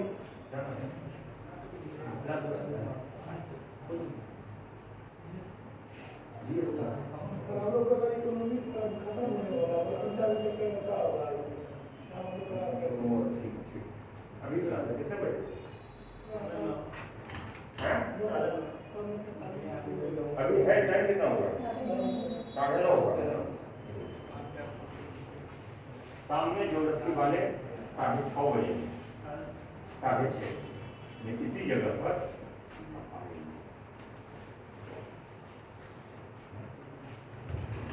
ये, लेकिन यदि आपका टाटा जी एग्जामिनर वो सारी प्रविधि की तैयारी आप घर पर करते हैं, ठीक है। तो यहाँ पर हम कह रहे हैं जो इंग्लिश के शब्द का चयन है, कोई शब्द नहीं खाए हुए रहता है, शब्द यूज होगा और आपको लिख सकते हैं। बहुत सारे कॉमन शब्द आता है इंग्लिश में लिख सकते हैं, वो है यहाँ पे, लेकिन सरल शब्दों को अब बार बार हम टेक्नोलॉजी टेक्नोलॉजी टेक्नोलॉजी लिख रहे हैं, तकनीकी लिख सकते हैं या प्रौद्योगिकी लिख सकते हैं, देख सकते हैं। तो इस पर जुबान पर चढ़े हुए सबके जुबान पर चढ़ा हुआ था, तो आप यहाँ पर इसको एवॉइड है ना। और लॉन्चिंग लिखना और प्रक्षेपण लिखना, तो प्रक्षेपण अब जुबान पर चढ़ता जा रहा, तो प्रक्षेपण शब्द लिखिए, लॉन्चिंग लिखिएगा तो हिंदी में थोड़ा अच्छा नहीं लगेगा, बार बार आप लॉन्चिंग लॉन्चिंग शब्द लिखना है, समझ जाएगा लेकिन अच्छा नहीं पड़ेगा। वहां पर प्रक्षेपण शब्द जुबान पर चढ़ चुका, तो प्रक्षेपण शब्द इस्तेमाल। विज्ञान में प्रौद्योगिकी आपका 72 यही ना। एक बार आपको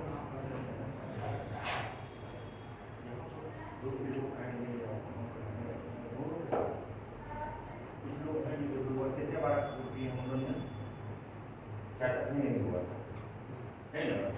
उसके बाद कब कब हुआ? 65 में, 64 में, तब 65 में 65 में हुआ।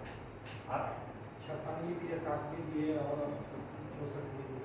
देखिए 56वीं से लेकर के 67वीं तक ये मैच्योर आदमी होंगे, और एक तरफ वो आदमी है, यहाँ पर सामंजस्य की बात है, वो आदमी है जो बाहरी बनाना पड़ेगा। तो कई बार आपको समझौता करना पड़ेगा, कई बार इन लोगों को समझौता करना, ये बहुत मुश्किल है। हम एडवांस बातें आपके लिए अलग क्लास करें, एडवांस बातें ये तो संभव है नहीं। अब एडवांस बातें बचा चलेंगे तो ये तो पीछे छूट ऊपर ऊपर मुझे रखना पड़ेगा, जो बात था क्या आप पकड़ लीजिए, है ना। इसकी बात सब चलने लगे तो आपको लगेगा ये सब बात तो हम बहुत पुराना इंतजार करते हैं, ये सब बात सब क्या है ना। इसमें एडजस्टमेंट दोनों को ध्यान रखना पड़ता है। कई बार आपको भी जैसे हमको करना पड़ता है वैसे आपको भी समझौता करना पड़ेगा, और इन लोगों को भी समझौता करना। बेहतर ये होगा जो समझौता जाने आपको करना पड़ेगा, इसलिए करना है जो मुश्किल से 3-4 लोग ही ऐसे हैं, मतलब आपको ये है, एक काजल है, ये भी दे चुका है, एक ही बढ़ गया है, ऐसे 5-6 लोग हैं अभी जो ऐसे लोग हैं जो एडवांस की बात करें ना तो चल रहे हैं। बाकी लोग ऐसे हैं यूपी है, यूपी भी है, बाकी लोग ऐसे यूपी है, तो ऐसे लोग हैं जो करे तो वो पकड़ लेगा, लेकिन बाकी लोगों को दिक्कत आता है। तो थोड़ा सा आप लोग भी लिबरल हो जाइएगा, आप लोग समझिएगा सर मेरा डिवीजन, यही आगे करेंगे डिवीजन हो रहा है, ये समझिएगा मेरा डिवीजन हो रहा है। इसको छोड़ करके चलने का होना चाहिए, थोड़ा सा इंजस्टिस हो जाए, क्योंकि इसको कुछ पता नहीं, ये एकदम रॉ है। यहाँ पर विज्ञान एवं प्रौद्योगिकी में जो टॉपिक ये 72 अंक का होगा, 72 अंक मैंने पहले कर दिया, 4 प्रश्न देगा 36-36 का, 36 गुना 72 सिलेक्ट आपको 2 करना है। जो टॉपिक दे रहा है आपके टॉपिक में जो सिलेबस आपने देखा होगा, सिलेबस है सबके पास। हम 2 चीज पहले पढ़ दिए हैं, जो सिलेबस जरूर रखिएगा, कितने बार भी दे दिए, कितने बार भी दे दिए सिलेबस और क्वेश्चन है, एकदम से उसको समझिएगा होली ग्रंथ। इस परीक्षा की तैयारी का होली ग्रंथ सिलेबस है, जो भी कहा गया है, एक ही नहीं कहा गया, अपने पास है, वह आपके तैयारी से भटकने नहीं देगा। इसका फायदा ये होगा, हम नहीं चाहते हैं तैयारी फोकस तैयारी होनी चाहिए। आप यूपीएससी का तैयारी हम यहाँ पर नहीं कर रहे, या आप नहीं कर रहे, हम बीपीएससी का तैयारी कर रहे थे, बीपीएससी का वो देख लेना है, हमको उधर नहीं जाना है, हमको इधर जाना है। हो सकता है उस तैयारी में यूपीएससी की लोग करते होंगे, कर रहे होंगे, लेकिन हम यहाँ पर उनको सजेस्ट करेंगे यदि मेल्स देना है तो इसको इसका सिलेबस रखिए और इसी के अकॉर्डिंग लिखिए, या क्या पढ़ना है नहीं पढ़ना है, यह बहुत कुछ डॉक्यूमेंट है। देखिए 1.5 पेज में भी नहीं किया नहीं ना है, लेकिन यह निर्देश दे देता है कि आपका तैयारी किधर होनी चाहिए। ये तैयारी के बारे में लिख रहा है किस सेक्शन में, जरा आप यहाँ पर प्रश्न पत्र 2 देखिए, यदि सिलेबस है तो इसका पता है 3 खंड में बता हुआ रहता है, जैसा पता है ना कि यह 3 खंड में बता हुआ है, इसको समझाने की जरूरत नहीं है, नहीं है तुम लोगों को, तुम लोगों से सोचते हैं जो पहले बार करेंगे, नहीं है, देखा है ना सिलेबस, क्वेश्चन दोनों देखे हुए, दोनों साथ में रखना है, तुम लोगों के लिए मस्त है। हम चेक करेंगे जो पहले बार हमको कहाँ उठाया है उस सबको हम चेक करेंगे, कहाँ सिलेबस है, कहाँ क्वेश्चन करके जरा दिखाओ, तुम लोग के पास नहीं रहेगा तो तुम लोग पनिश होगा। अभी पहले बार है, पहले बार ये दोनों चीज एकदम रखना, ऑप्शनल के क्लास में ऑप्शनल का और इस क्लास में इसका, और adware question bank. Question bank रखिएगा तो बहुत पुराने से नहीं, 60-62 से लेकर के और अभी 66वीं तक का क्वेश्चन बैंक पर जारी होगा,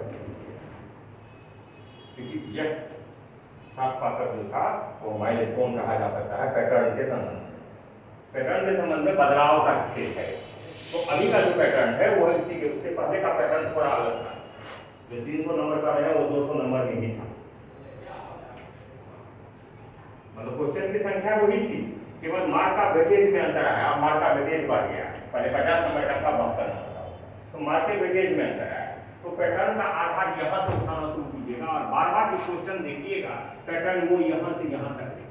अब एक बार देखिए, आप लोगों में दिक्कत क्या है हमको बता देते हैं कि एक बार और हर एक बार जब आप क्वेश्चन को बार बार पढ़िएगा ना, 3 बार अभी है क्वेश्चन, तो कुछ न कुछ चीज आपको मिलेगा, ये चीज छूट रहा हो, कुछ न कुछ समझ में बेहतर आने लगेगा। इसी को यदि बार बार पढ़ेगा तो समझ में आने लगेगा। सिलेबस देखिएगा, आपको चल कर देगा, मिलाने लगेगा बात सही। इसी के तहत प्रश्न जो पूछ रहा है, भारत कह रहा है सिलेबस, भारत के विकास में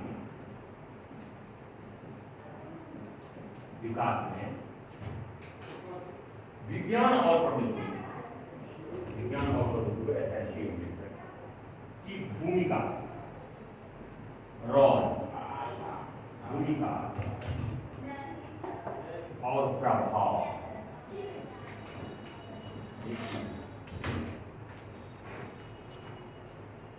जब भी भारत शब्द इस्तेमाल कर जाता है तो भारत का विभाग क्या है? ये इसमें बिहार इंटरप्रिटेटेड है, क्योंकि यह रीजनल एग्जाम है, तो बिहार नहीं भी वो मेंशन किया है, तब भी आप उसी का पार्ट मान करके चलिएगा। इसको ओमिट करके इसके जगह पर बिहार समझ लीजिए। ये बात सिलेबस में कई बार नहीं लिखा हुआ है, लेकिन क्वेश्चन पूछ रहा है, इसलिए इस बात को आपको ध्यान में लेकर के चलना है। बिहार के विकास में साइंस एंड टेक्नोलॉजी की भूमिका और प्रभाव क्या हो सकता है? किसका विकास करना है? विकास के साथ बिहार का या भारत का विकास करना है। क्या करना है? विकास करना। और किसी चीज का विकास कैसे होगा? आपका विकास कैसे होगा? आपकी जो समस्या है उसका समाधान करते हैं, तभी ना का विकास होगा। यहाँ पर क्यों आए? आपकी जो गलती है उसको ठीक कर दें, ये डेवलपमेंट। जो गलतियां हैं, जो समस्याएं हैं, विकास का मतलब यही है, जो समस्याएं हैं उन समस्याओं का आप समाधान कर दीजिए। देखिए समस्या में भी आर्थिक, में भी सामाजिक, में भी व्यक्तिगत, में भी जनरल समस्याएं कई तरह से हर एक स्तर पर हो सकती हैं, और वह स्तर जो प्रश्न में डालेगा उसी का समाधान आपको देना है। आप समस्याओं को कोई ना कोई प्रश्न आप उठा करके देख लीजिए।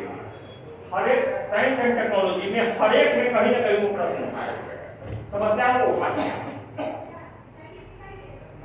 चाहे वो जल वाला प्रश्न देखिएगा तो जल की कमी एक समस्या बन गई है, बढ़ रहा ऊर्जा खपत और दूसरी तरफ सिकुड़ रहा संसाधन है, उसका समाधान कीजिए।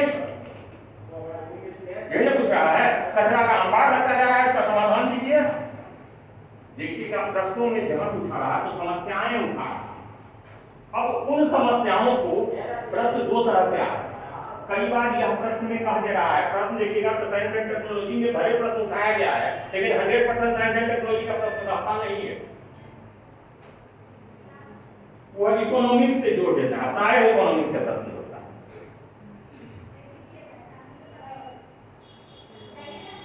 वह सामाजिक विषयों से प्रश्न को जोड़ रहा है, यानी मुख्य रूप से विकास का जो आधार है वह सामाजिक तथा आर्थिक, ये आधार है। मुख्य तो ये आधार सामाजिक तथा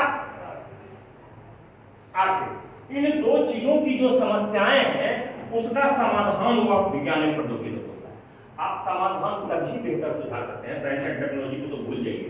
समाधान आप तभी बेहतर सुधार सकते हैं जब आप समस्या का बेहतर समझ रहे हैं। एकदम गांठ बांध दें, वो आदमी समाधान दे ही नहीं सकता है, अच्छा रट के कितना दीजिएगा। वो आदमी बेहतर समाधान दे ही नहीं सकता है जब वो समस्या का अच्छी समझ नहीं आता। एक्चुअली समस्या क्यों है यह समस्या, उतना ही अच्छा समाधान दीजिएगा। साइंस एंड टेक्नोलॉजी को ऑमिट कर दीजिएगा। आपको इसके लिए समस्याओं की समझना है। What is the problem, problem क्या है। कई बार यह प्रश्न सीधे पूछ भी दिया जाता है कि क्या कारण है, जल की कमी हो रही है, इसके क्या कारण है, इसका वैज्ञानिक उपाय सुझाइए। अब कारण भी कार्य नंबर फिक्स कर दिया, कारण पर फिक्स कर दिया ना, है ज्योग्राफी है या साइंस एंड टेक्नोलॉजी का नहीं, दूसरे स्किल्स है, लेकिन वहां पर लिखने पड़ेंगे क्या कारण है, वो लिखना है, समस्याएं क्या है उसको समझना है, लिखना है। कई बार ऐसा नहीं करता, कई बार सीधे समस्या जैसे कह रहा है बढ़ रही जनसंख्या एक समस्या है, वैज्ञानिक उपाय वैज्ञानिक उपाय से बाढ़ तथा सूखा बिहार की समस्या है, इसका समाधान वैज्ञानिक समाधान, समस्या दे दिया, सीधे पूछ दिया समाधान।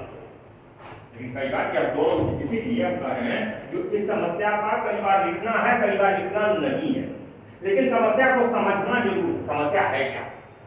जितनी अच्छी समस्या का समझ होगी उतना ही अच्छा आप, चाहे वो विज्ञान से या नन विज्ञान से, यहाँ पर नन विज्ञान वाला जो एस्पेक्ट है उसको गौण कर दीजिएगा। यहाँ पर उपाय जो सुझाना है, समस्या का जो समाधान वो है वैज्ञानिक तरीका है, विज्ञान से समाधान। यहाँ पर दो टर्म यूज है, विज्ञान तथा प्रौद्योगिकी, ये है ना, क्या समझते हैं विज्ञान से, क्या है प्रौद्योगिकी, या दोनों एक ही करते हैं।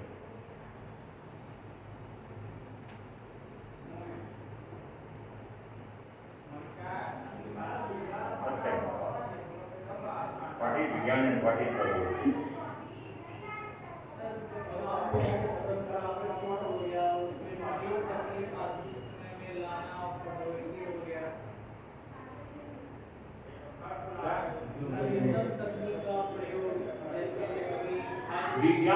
विज्ञान और तकनीकी प्रयोग क्लियर करो, विज्ञान क्या है, तकनीकी दोनों एक शब्द है, अलग है, और अलग है इस प्रकार।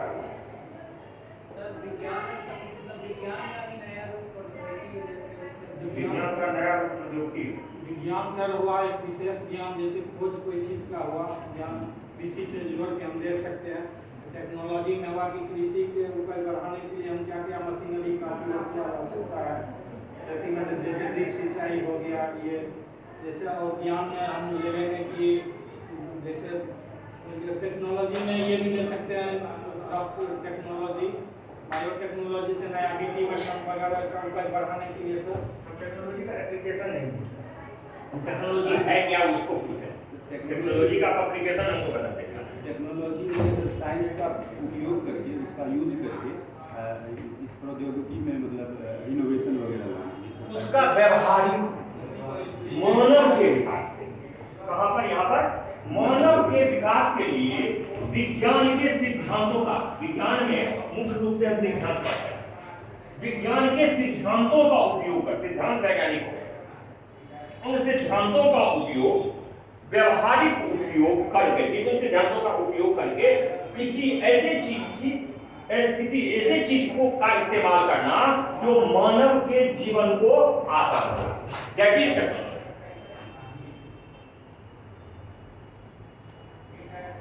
विज्ञान के सिद्धांतों का जो एग्जीक्यूटिव रूप है, एग्जीक्यूटिव पार्ट है, वह क्या है, that is technology. Theoretical part विज्ञान है और उसका एग्जीक्यूटिव ऑपरेशनल पार्ट क्या है, टेक्नोलॉजी।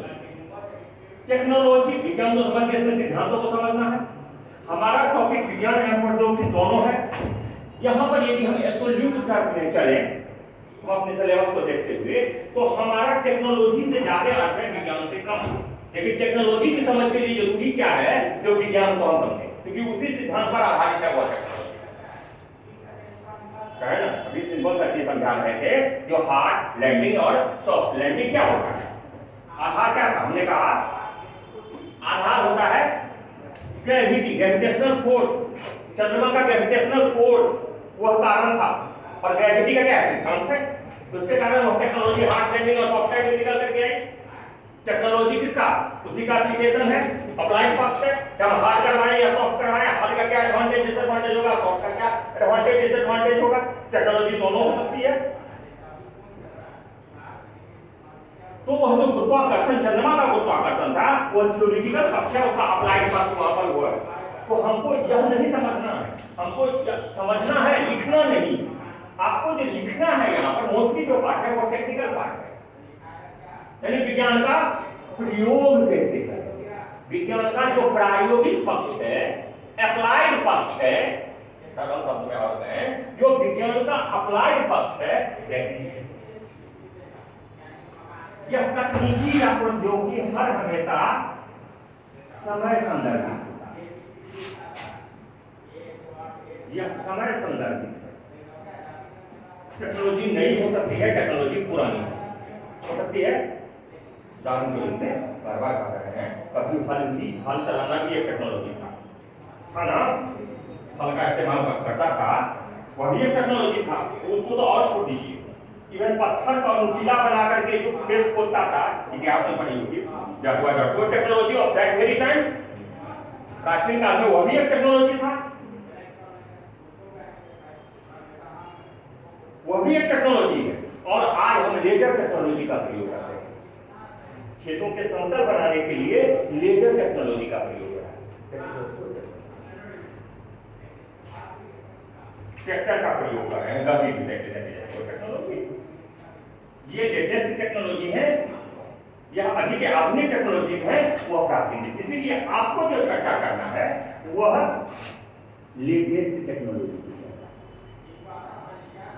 लेटेस्ट टेक्नोलॉजी की चर्चा, नंबर इस पर मिलेगा, हम हर वेल का बात चर्चा लिख सकते हैं। लेटेस्ट जो अद्यतन टेक्नोलॉजी है, उस अद्यतन टेक्नोलॉजी की चर्चा करना, अद्यतन तकनीकी। अब अद्यतन तकनीकी निश्चित रूप से महंगे होते हैं, इनोवेशन के द्वारा, अनुसंधान के द्वारा इसका विकास किया जाता है, यही नाटक है। अद्यतन टेक्नोलॉजी इनोवेशन है, अनुसंधानों के द्वारा, अन्वेषण के द्वारा इसका क्या विकास किया जाता है। आप बार बार पढ़ रहे होंगे भारत के संबंध में, भारत के पिछड़ेपन का एक जो कारण बताया जाता है कई फील्ड में, वो होता है कि भारत सरकार जो अपना खर्चा करती है वो R&D पर खर्चा बहुत कम है, in comparison to development. R&D पर खर्चा कम करती है, रिसर्च एंड डेवलपमेंट पर बहुत कम खर्चा करती है। जब टाइम एंड अगेन बात आई, हाल फिलहाल के वर्षों से सरकार ने इस पर ध्यान देना शुरू किया। हमारे पिछड़ेपन का एक कारण यह है जो हम अनुसंधानों पर खर्चा ही नहीं किया। जब आप अनुसंधान पर सरकार खर्चा करिए, जब पब्लिक सेक्टर है, अब सरकार नहीं कीजिएगा तो नया नया टेक्नोलॉजी कहां से आएगा। आपकी जो परिस्थिति है वो अमेरिका की परिस्थिति के समान तो नहीं है, कई सारे एस्पेक्ट में हमारी यहाँ का जो वातावरण है, जो परिस्थितियां हैं वो अमेरिका के वातावरण से, तो उस टेक्नोलॉजी वो जो अपने क्षेत्र के लिए जो टेक्नोलॉजी वो हमारे यहाँ अप्लाइड नहीं है, हमारे लिए महंगी टेक्नोलॉजी है। सिंपल उदाहरण के रूप में जो जीपीएस टेक्नोलॉजी का वो यूज कर रहा है खेती बाड़ी के लिए, हमारे यहाँ किसान क्या है, अधिकतर किसान सीमांत किसान, अधिकतर किसान सीमांत किसान है। वह बड़े किसानों के लिए सही है वह जीपीएस टेक्नोलॉजी, लेकिन जहां पर सीमांत किसान है वो हमारी पार्टी से बहुत सही नहीं हम उस टेक्नोलॉजी का इस्तेमाल,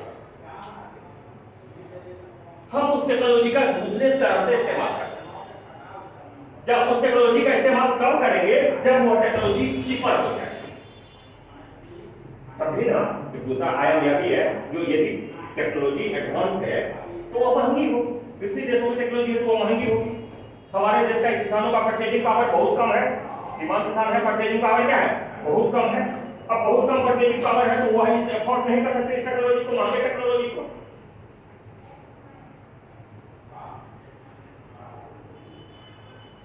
तो अनुसंधानों के द्वारा हम उस टेक्नोलॉजी को आसान करेंगे और उसको सिंपल रूप में, सस्ते रूप में आम लोगों को उपलब्ध करवाने का प्रयास करेंगे। यही लोग उद्देश्य है।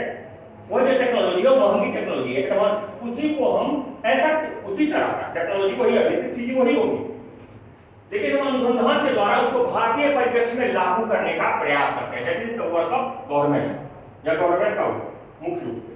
तो R&D पर जो खर्चा की बात करिए, यहीं पर R&D पर खर्चा की बात करिए, जो नए नए चीजों को लाने के लिए, जो आम लोगों के लिए अफोर्डेबल हो।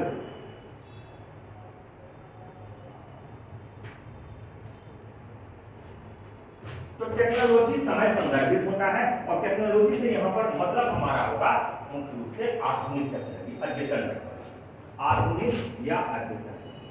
कई बार आधुनिक शब्द जब हम इस्तेमाल करते हैं ना तो ज्यादा सही लगता है। अद्यतन शब्द भारत जैसे देशों के लिए थोड़ा सा टफ, अद्यतन शब्द थोड़ा सा टफ पड़ेगा। लेटेस्ट तो अभी विश्व में तो लेटेस्ट बहुत कुछ हो गया, तो आधुनिक तकनीकी हम कह सकते हैं या सिंपली हम तकनीकी को इस्तेमाल करके आगे बढ़ जाए। लेकिन टेक्नोलॉजी हर हमेशा समय संदर्भित होता है, इसी के संदर्भ में आपका सिलेबस यही कह रहा है भारत के विकास में साइंस एंड टेक्नोलॉजी, विज्ञान और प्रौद्योगिकी की भूमिका क्या है। विकास किसका करना है? भारत का या बिहार का। बिहार का या भारत का विकास कैसे होगा? समस्याओं के समाधान के द्वारा। उस समस्याओं का समाधान किसके द्वारा यहाँ पर करवाना है? साइंस एंड टेक्नोलॉजी, वैज्ञानिक समाधान करना, टेक्निकल समाधान, यही बोल का इसीलिए वो समस्याएं उठाता है, कहता है आप वैज्ञानिक समाधान दीजिए, पूछता है आप वैज्ञानिक सुझाव दीजिए, ये पूछता है वैज्ञानिक सुझाव दीजिए। सुझाव आप जैसे कराया था लिवर की जाती हुई क्या पूछा नाम सलाम नहीं लिख दीजिएगा, आप लिख सकते हैं सुझाव को आप लिख सकते हैं, लेकिन नाम सलाम नहीं, वो टेक्निकल आधार बना कर लिखिएगा ज्यादा सही। अब इसके लिए इसमें कहता है इसका क्या भूमिका पड़ेगा, इसका प्रभाव क्या है, ये बात कहा है इसकी भूमिका क्या हो सकती है, यानी किस समस्या के समाधान में इस समस्या विज्ञान प्रौद्योगिकी की क्या भूमिका हो सकती है, यानी यह टेक्नोलॉजी कहाँ काम आ सकता है, कहाँ पर यह टेक्नोलॉजी काम आ सकता है। तो उस टेक्नोलॉजी का नाम देकर के जहां काम आ सकता है उस क्षेत्र को मेंशन करें। कहां पर आंसर इस क्षेत्र को मेंशन करना है कि यह जो टेक्नोलॉजी कहते हैं, जैसे हम लेजर टेक्नोलॉजी हम बात एग्जाम्पल दे रहे हैं, यह खेतों के समतलीकरण में काम आएगा। खेतों का समतलीकरण क्या करेगा? खेतों का समतलीकरण।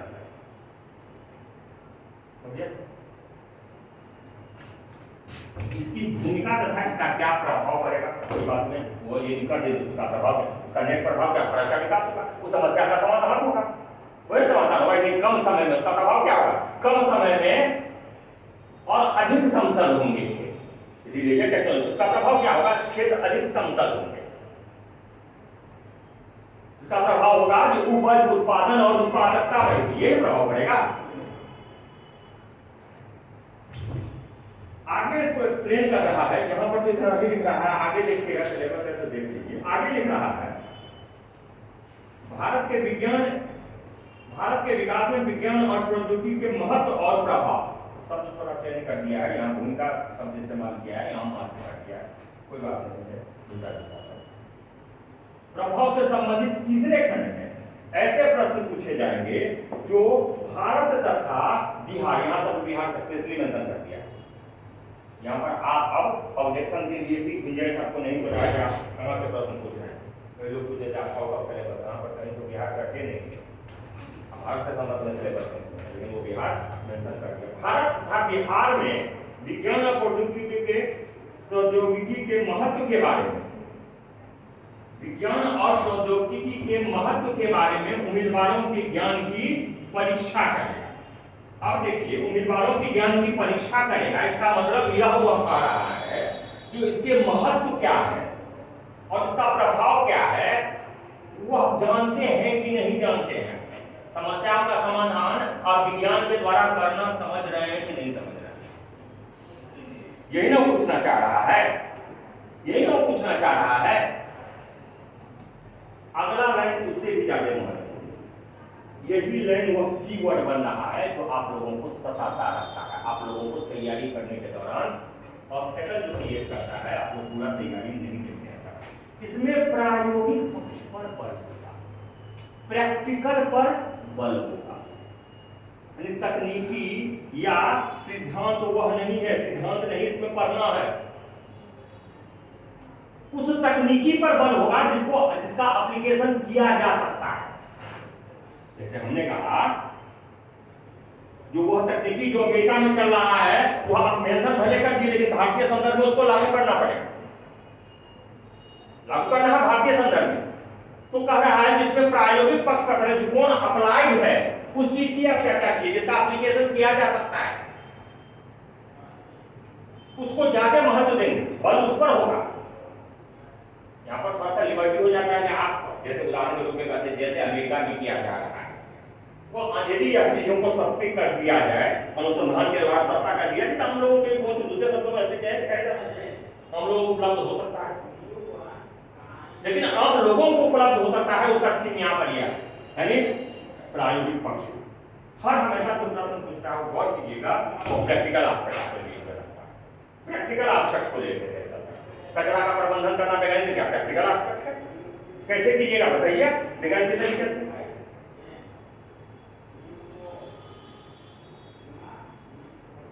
अब स्मार्ट सिटी को स्मार्ट कैसे बनाइएगा बताइए, जो ऊर्जा की समस्या है कैसे कीजिएगा बताइए, nature of science and technology. इसमें दो तरीका होते हैं, कैसे हो सकता है, इसके दो तरीके हैं और यहां भी आप लोग कंफ्यूज करते हैं। एक होता है जो चीजें की जा रही है, कुछ ऐसे चीजें हो जो की जा रही है, चाहे भारत में या भारत के बाहर या बिहार की जा रही है, और दूसरा चीजें हैं जो की जा सकती हैं। दो चीज हो है ना, कि आप साइंस जान रहे हैं, सिद्धांत जान रहे हैं, तो आपको लगता है ये भी तो हो सकता है, ऐसा भी तो हो सकता है। तो यहाँ पर दो चीजें करना है, जो सरकार या जो हो रहा या हम कह सकते हैं अनुसंधानों के द्वारा एक साथ किया जा सकता है, वहां पर शब्द लगा देंगे अनुसंधानों के द्वारा किया जा सकता है। जैसे सिंपल की बायोटेक्नोलॉजी की चर्चा कर रहे थे, तो हम कह सकते हैं कि ऐसी वैरायटी अनुसंधानों के द्वारा विकसित की जा सकती है, जो कि अभी ड्राउट है, टेम्परेचर में उतार चढ़ाव होता है, हो रहा है ना, तो ऐसी variety with the help of biotechnology विकसित की जा सकती है, जो इस टेम्परेचर के उतार चढ़ाव को सरकार अभी सब जलवायु अनुकूल कृषि का जोर दे रही है। वही that is part of that, वही जलवायु अनुकूल कृषि है, जो टेम्परेचर का उतार चढ़ाव कर रहे हैं, क्या जलवायु परिवर्तन से रिलेटेड। तो ऐसे उतार चढ़ाव को सहने योग्य फसल विकसित करके with the help of biotechnology.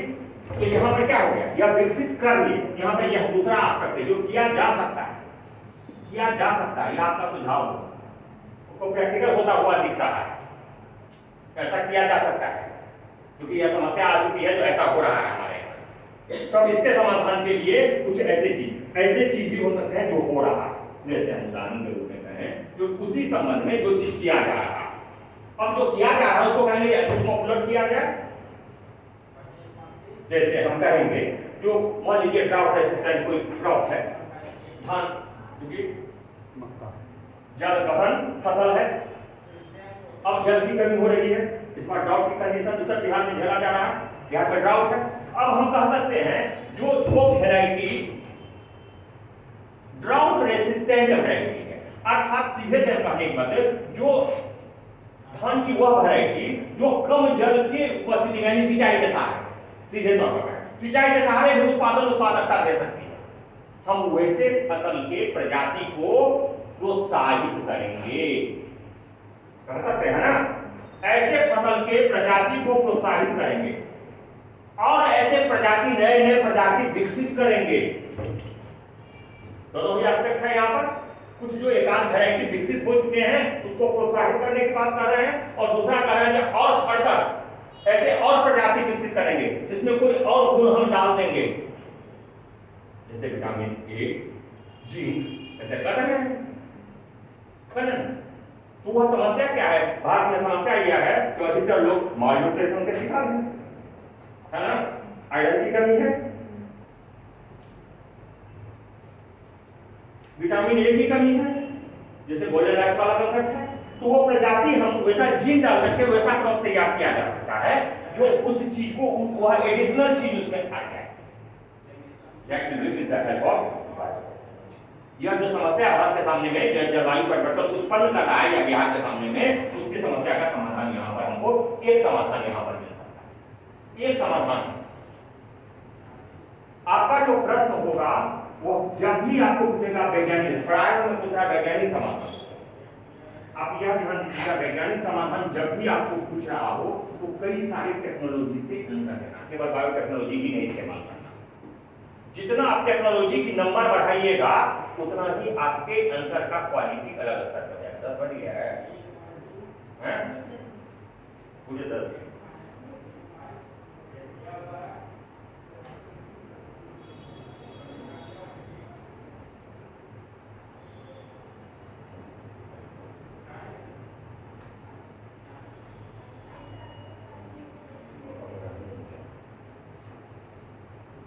इसको टॉपिक क्या है हो सकता है स्पेस टेक्नोलॉजी स्कूल भी करते हैं है ना? ये सारी बातें जरूरी है। आप यदि नहीं लिखे हो तो गलती करेगा, इस बात को ध्यान में रखिएगा। तैयारी करने से ज़्यादा जो है तैयारी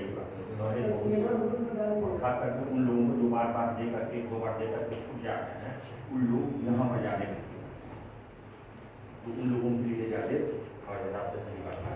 इन लोगों को बाद में पहली बार दे रहे हैं, लोगों को हो सकता है 2 बार करने के बाद इसका मतलब पता चले, लेकिन आप लोगों को ज़्यादा मतलब पता चलेगा कि ये कैसे करना कैसे कीजिए। आइए सब सामने